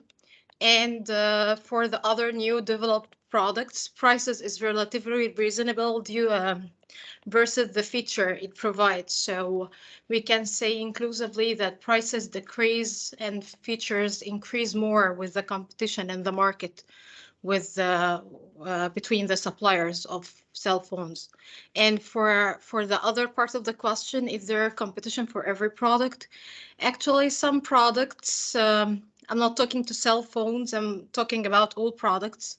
Some products and services are provided by sole suppliers in market, and there's the term monopoly when we express this part of the question. So no, not all products have competition. We here in Egypt, for example, have a monopoly in the iron industry. For example, it has only one supplier. So thank you. Thank you, Nora. Anybody else? Anybody else? Yeah. Let them hear. So what happened to the cell phone? That it became more. There is more variety in models, which accordingly also became variety in prices or quality or extra features. There is a lot of options. It became a lot of options. Okay. First, it was, as you mentioned, it was only Nokia. Then Apple came. Then Nokia, and every company, okay, added an like they added a competition in the market. Okay, and with competition comes the innovation. Comes the need to have an edge.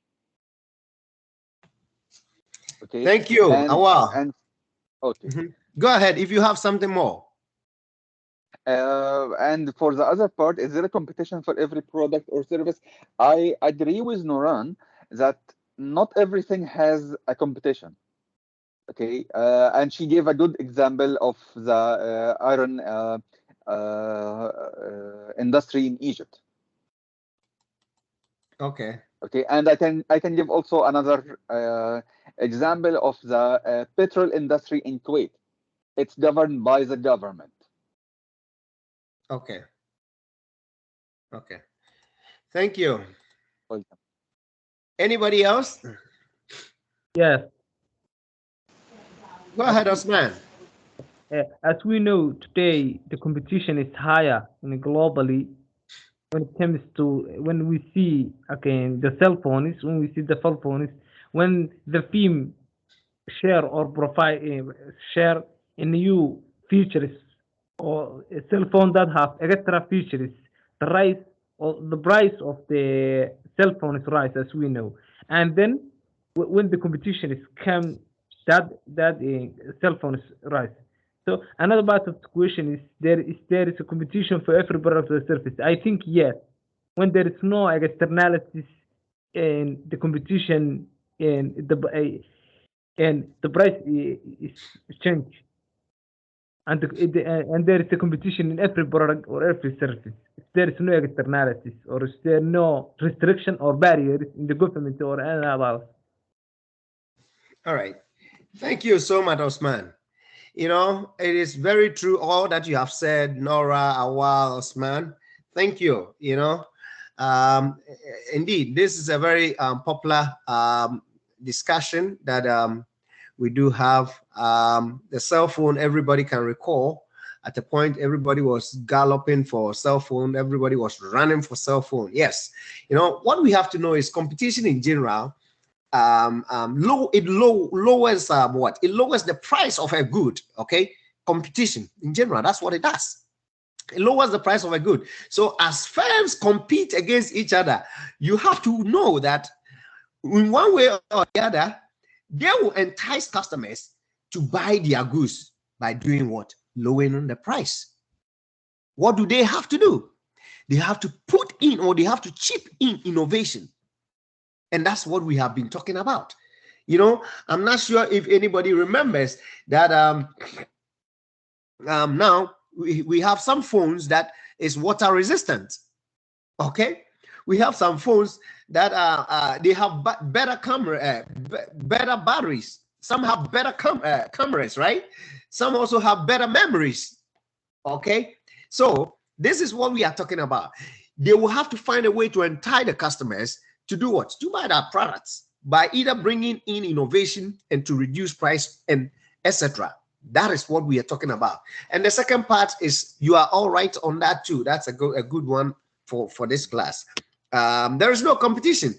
You know, there is not always a competition for all products. For example, what should I give you as an example? For example, water. You know, water and utilities do not have to compete, because firms of the large cost associated, or firms with large cost association, it's very difficult to start up. Okay, how many competitors do you all have in your home country that produce energy? I mean, electricity. Okay, the cost associated with it is very huge in setting up. So you hardly find that kind of products being competed among each other. Please forgive me, I have some little code. So we got to be running through this because we have almost 15 minutes to come out. We have the slide here, and we do have another question we're going to run through quickly before our time. Who would benefit the most from adding restrictions like patent to enter market? Who? Producers. Producers. Who again? Cool. Okay. Producers. Why? Because they got repeated. Yeah, because it's their rights. They have suffered. They have struggled. They have built the idea. They have come up with something somebody do not think of bringing. Therefore, if they put patent on it or restriction, yes, they will enjoy the more. Okay, that is producers. Thank you. Let's try to move forward. Who benefits the most from competition markets? Consumers. Consumers. Consumer. Yes. Yes. Oh, consumers. I tend to think that almost everybody here goes to shop with the idea that you have to get it cheap. That is very true. Consumers, yes, will always benefit from a competitive market.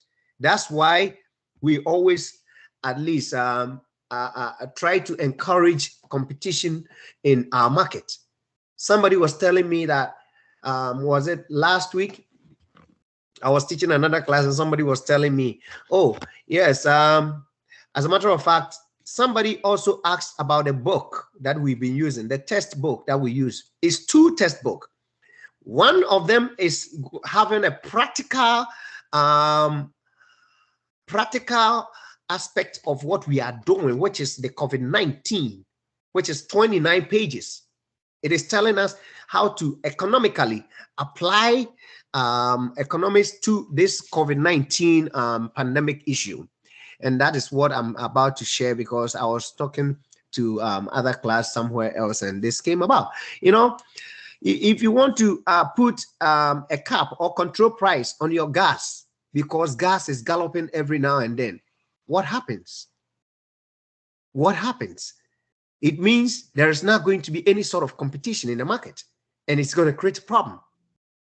Okay. Normally, you find some regime of government trying to do that. And when that's set up, it creates a whole lot of problems in the production aspect, because I will now go and buy gas for $2 and come and sell it for $1.50.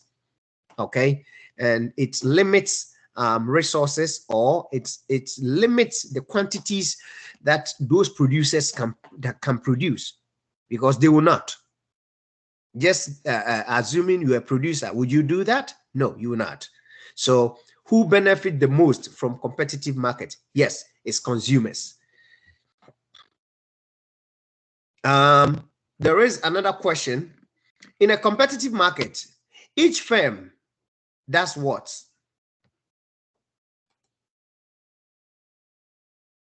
D. Say that again. D. D. D. D. Like the, okay. Yes. Each Can Can firm. easily correct? enter or exit. Okay. In a competitive market, each firm can easily enter or exit the firm. Anybody have a different answer? Professor, is it possible Okay. to set their own price? Because from my thinking, right, we can have a pharmacy A, pharmacy B, pharmacy, both are selling maybe a paracetamol, but they set at a different price. So they are capable of setting their own price as well, also, right? Okay. Yeah. Anybody have an answer?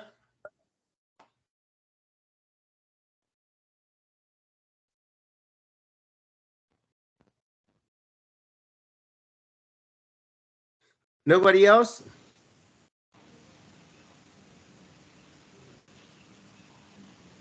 I think that C makes sense too, Professor. Option C. Why do you say that C makes sense too? Because each firm in a competitive market is one of the 2 or 3 producers as well. So they're in a competitive market and they're producing product or service as well. But yeah, I go with the D as well. But what I said is that C also makes sense. So I don't know Anybody if I'm too? right.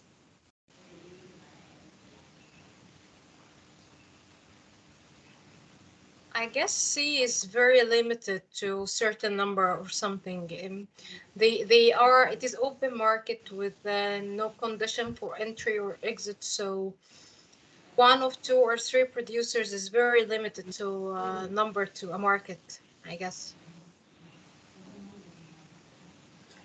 So which one is which, Nora? Yes, D, of course. Oh, you want to go with D? Yes. Okay. But what is your explanation with C?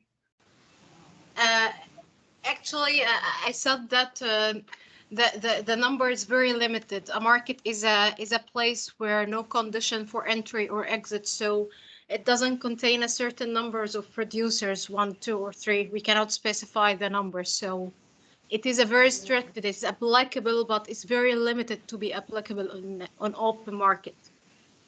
Okay. Good. You know what? This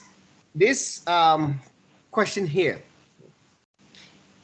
Competitive markets. Each firm is either one of 2 or 3 producers of the good.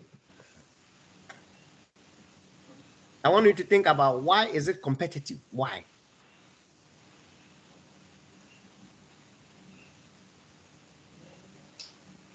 Why? Is it because there is only one person over there? Is that the reason why it's competitive? It No, is Professor, competitive because because it has there are a unlimited lot of number. suppliers.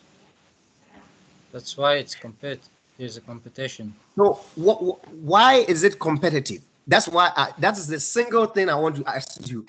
Look at the question over there. In a competitive market, why is it competitive? If we Because go there by is, definition, yes, it means okay, there is more than 1, 2, or 3 producers. Yes. Okay, it cannot be competitive if there is only one person. That is monopoly, right? Those who have been Yes. in economics before.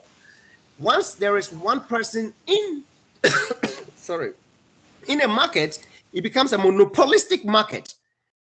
Again, we did explain about the procurement.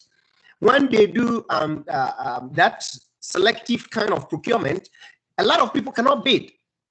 So very selective, and there will not be any sort of competition in that market. But over here, there's one or two or three of the producers of the same product. So it becomes competitive. You see, the other answers is trying to tell you that, hey, you can set your own price. Who? Okay. Each firm. Yes. Can easily exit and then enter. That's fine. But you cannot get a competitive market if the people producing are not more than one. Are we clear? Yes, Professor. It's a very tricky question. I have to think about it twice. I see. That's correct. Yeah, okay. That's correct.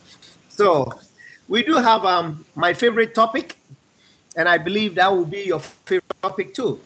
As business major, as MBA students, MBA scholars, entrepreneur or entrepreneurship should be your main focus. I don't want to say it always. There is one of my customers that last year I introduced into a business. And today she's making thousands of dollars out of it. As a matter of fact, hundreds of dollars. Okay. And that is what I always aspire to do. You have to be able to encourage people to at least come out with something great. Nobody is idiot under this sun. So as business student, before you come out from this class, just sit down and ask yourself, where is my strength? What can I do best? You have to start doing something. That is what I always encourage people to do. We have some few minutes. We're going to run through this quickly. The definition: a person who organizes resources like land, labor, and capital to develop a new product or method of production and assumes the risk of bringing it to the market. Okay? Being an entrepreneur is not a joke. Don't forget, it's not a joke. You are investing money into something you have not tested it on the market. You can lose it. But the risk alone is your backbone. Being able to tell yourself that this one, I will do it, regardless of what will happen. That is an entrepreneur for you. Okay, we have some few minutes to go. I'm going to run through this. Characteristics of that: assume the risk, that is loss, and reward profit associated with a new product or process. Okay, it innovates by creating new goods or services. Okay, innovate by reducing the cost of a good or services by generating greater output using fewer resources. Profitability also requires newer and better ways of doing business. That's why as an entrepreneur, as an MBA graduate, as an MBA scholar, as you are in school, you think about something you can do, something that you will be able to come out and then do and make money. I came out from my first degree. Since the time I graduated, I have had my business since 2008. Okay, you have to be able to do that. Okay, you should be able to at least come out with something that you will be able to at least capitalize on to make money for you as an entrepreneur or as a graduate, as an MBA student. Let's see if we can explain this question quickly before our time is up. Explain what the main motivation is for entrepreneurs thinking about cost of production and innovation. How does a consumer benefit? Can somebody explain this to us quickly?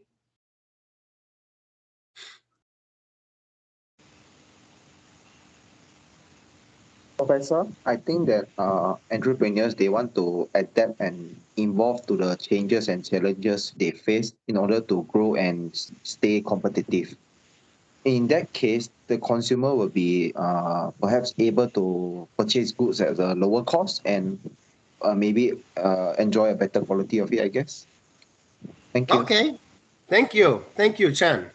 Thank you. Anybody else? I think the main motivation of the entrepreneur is to reduce the cost by innovating new methods or new products. Okay, so the cost will be reduced, the items will be better. Okay, and this is how the consumer benefit, getting a high quality product with low cost. Okay. All right. So I believe we'll I'll just run through this quickly because we have just a few seconds to go, and then the rest you go and then review. We have just about 3 slides under the financial institution. See, profit is the main motivator for every entrepreneur, if you might know. They are willing to take on risk. That's myself. So once you are willing to take on risk, that's for example, debt, because there is a chance to make profit, you are always ready to enter. Okay, you are always ready to enter. Profit is, it also motivates entrepreneurs to find a better way, more efficient way to even produce goods or services. This is why, as an entrepreneur, as a business student, you should always be ready to enter into business with this kind of ideology. Okay, and that is what we have as innovation in terms of entrepreneur thinking. The last one is what we call it, a question, which is the main motivation for entrepreneurs to take on the risk of production. Can somebody tell us before this comes out? It is Profit. Profit. Yes, profit. Thank you. So I will leave the rest of the slide for you, as we have just some few seconds to end this meeting. Then you will be able to at least go through and then at least go and then review. I believe, guess what? I think we still have some time. Let's see if we can run through quickly. Let's see if we can run through quickly. Financial institution. This is a very simple thing. We all know financial institutions. Some of us might have worked in a bank before. Some are in loans and then small financial institutions. Yes. When we talk about financial institution, it's a firm that provides what? Financial services, such as accepting deposits and providing loans to its customers. This institution is a key factor in our market, and we all know that. It's a key. They are there to support marketing, what we call it, the market or entrepreneurs. If they are not there, you and I cannot access loans. So they're able to get the money from their consumers, which is also their consumers in terms of the banking system, and then be able to also give that money to their what we call it, customers, which is the market or the entrepreneurs. Okay, so financial institution becomes very important when we are talking about market. Okay, so the purpose. Why do we have financial institution? A channel financial capital from savers to borrowers, like I just said. From their consumers, they give that money, they come to deposit to what? To entrepreneurs, to sellers, to what we call it, to producers, to manufacturers. That's what they do. Okay, they evaluate business opportunities requiring financial capital. That's why when you go there, they tell you, bring your business plan. Okay, what do you aspire to do? We need to know, we need to see that. Then they will be able to support you. So they evaluate business opportunities requiring financial capital. Banks and other financial institutions pool savers' money and make loans to businesses according to risk and then reward criteria.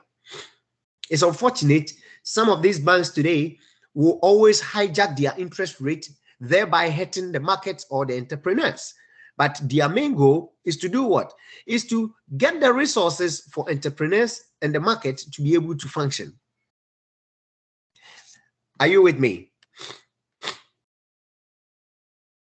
Yes, Professor. Yes. Anybody have something to say about this? I believe we still have time. I thought we were going to get out of this, but we still have time. Anybody something to say on that? Okay, the environment. Where do they do that? Where do they do that?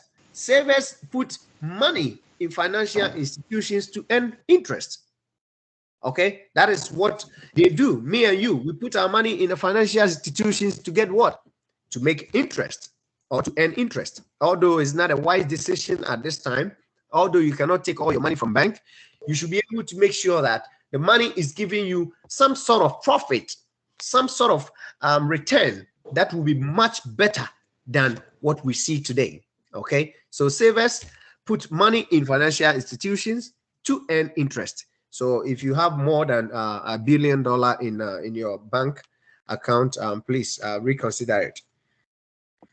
Maybe I might have to call Mansoon to see. Probably he can give me some loan and then get interest along the line. Businesses need money to expand and innovate.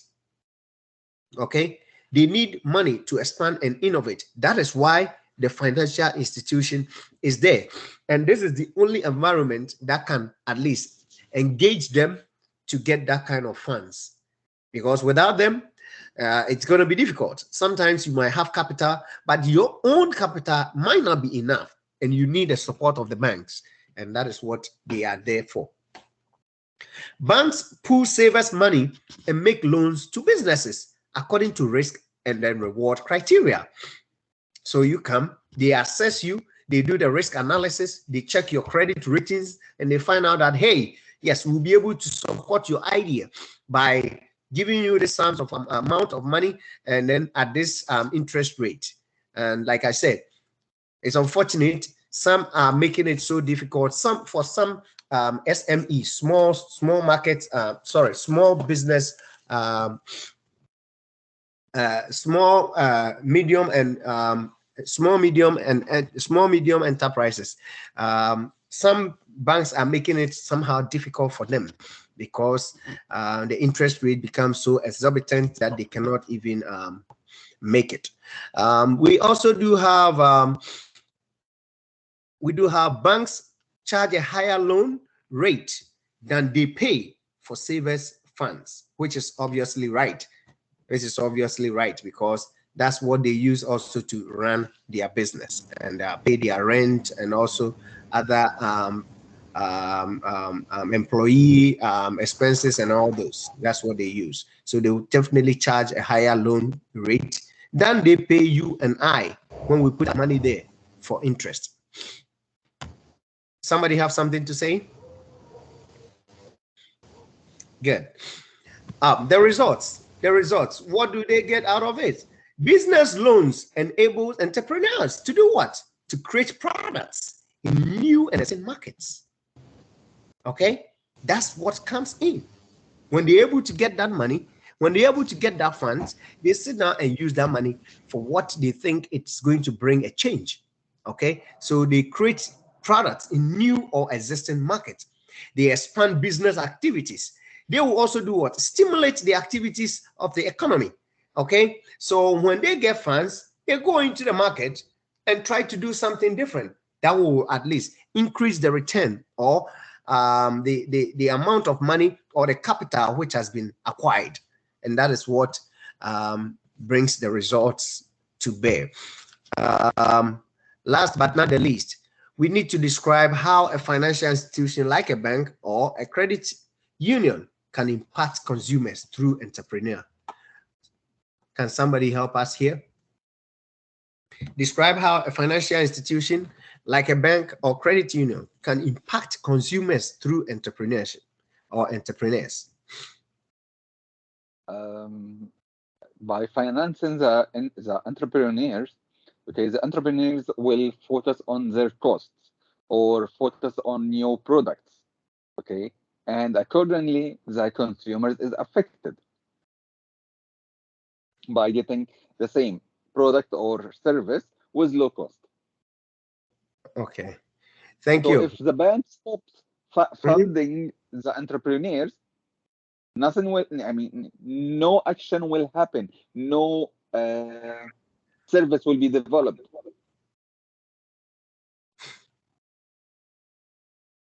Can you repeat the last statement?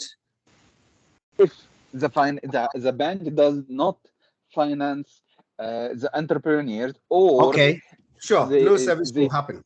Mhm, mhm, or they put like very high restrictions, okay, the mhm. entrepreneurs will not be able to innovate Good, or generate new products or so on, good, and accordingly the consumers will be affected. good. That's right. That's right. Once they get handicapped with high interest or without the capital, we are in trouble. We are in trouble. Anybody with a different idea? Professor? So I think a small action make a bit different.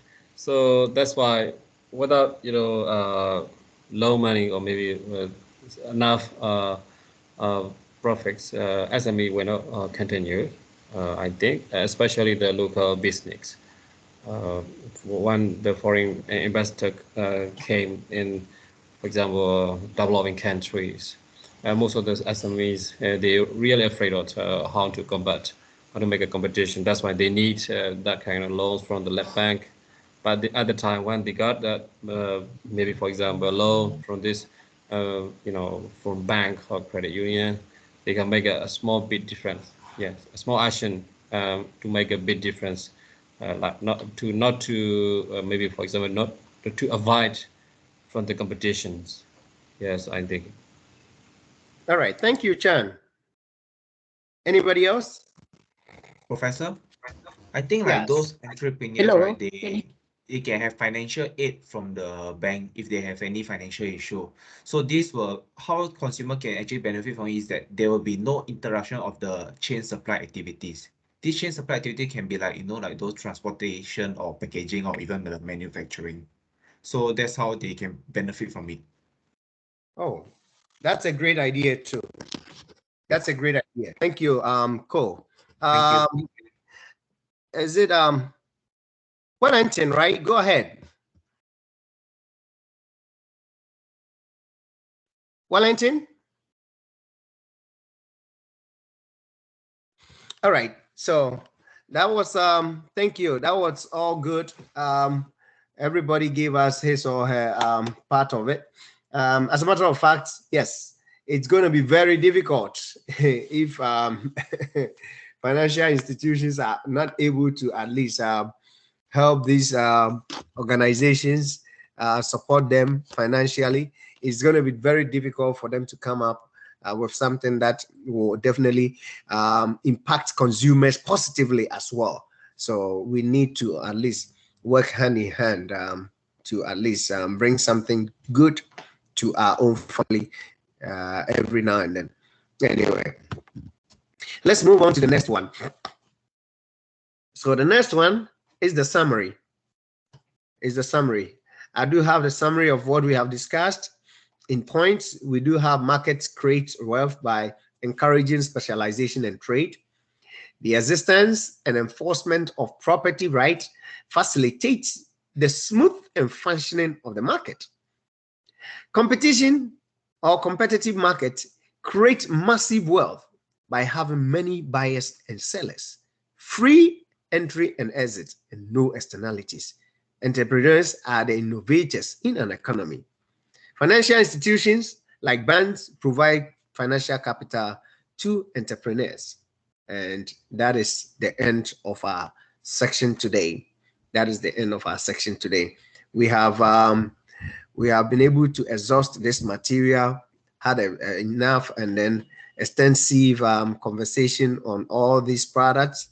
If you do not understand anything, well, right now we have graduates and then we have scholars in this class who are ready to support. If you have any question you don't understand or something, although we are still a little late, we did not start also on time. I could give you 5 minutes if you have any question, there is something you do not understand. But before I forget, we should not forget that our assignment, the homework, is due tomorrow. Okay, the homework is 10 questions, and it is you can try it 2 times.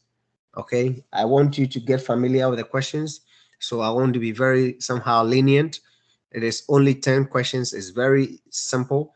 With what I'm experiencing from this discussion and this class, I know you all be able to get 100%. So let's try to do it quick. Once you have more knowledge about what is going on now, if you get there, I don't think you should have a problem. Okay. Anybody with any question?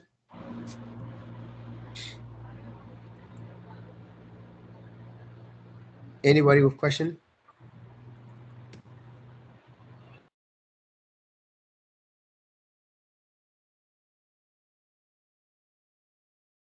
Anybody question? All right, so I think this is where we will conclude today's section. I wish you all the best. Enjoy your weekend, and then we'll be ready to see each other next weekend. I wish you all the best once again. Okay. Thank you, Professor. Thank you. Have a nice day. Thank you. Thank you, Professor. Have a nice day. Thank you, sir. Thank you. Goodbye, Professor. Thank you. Thank you, Professor. Thank you, Professor. Have a nice day. Have a Thank nice you, day. everybody. Thank you.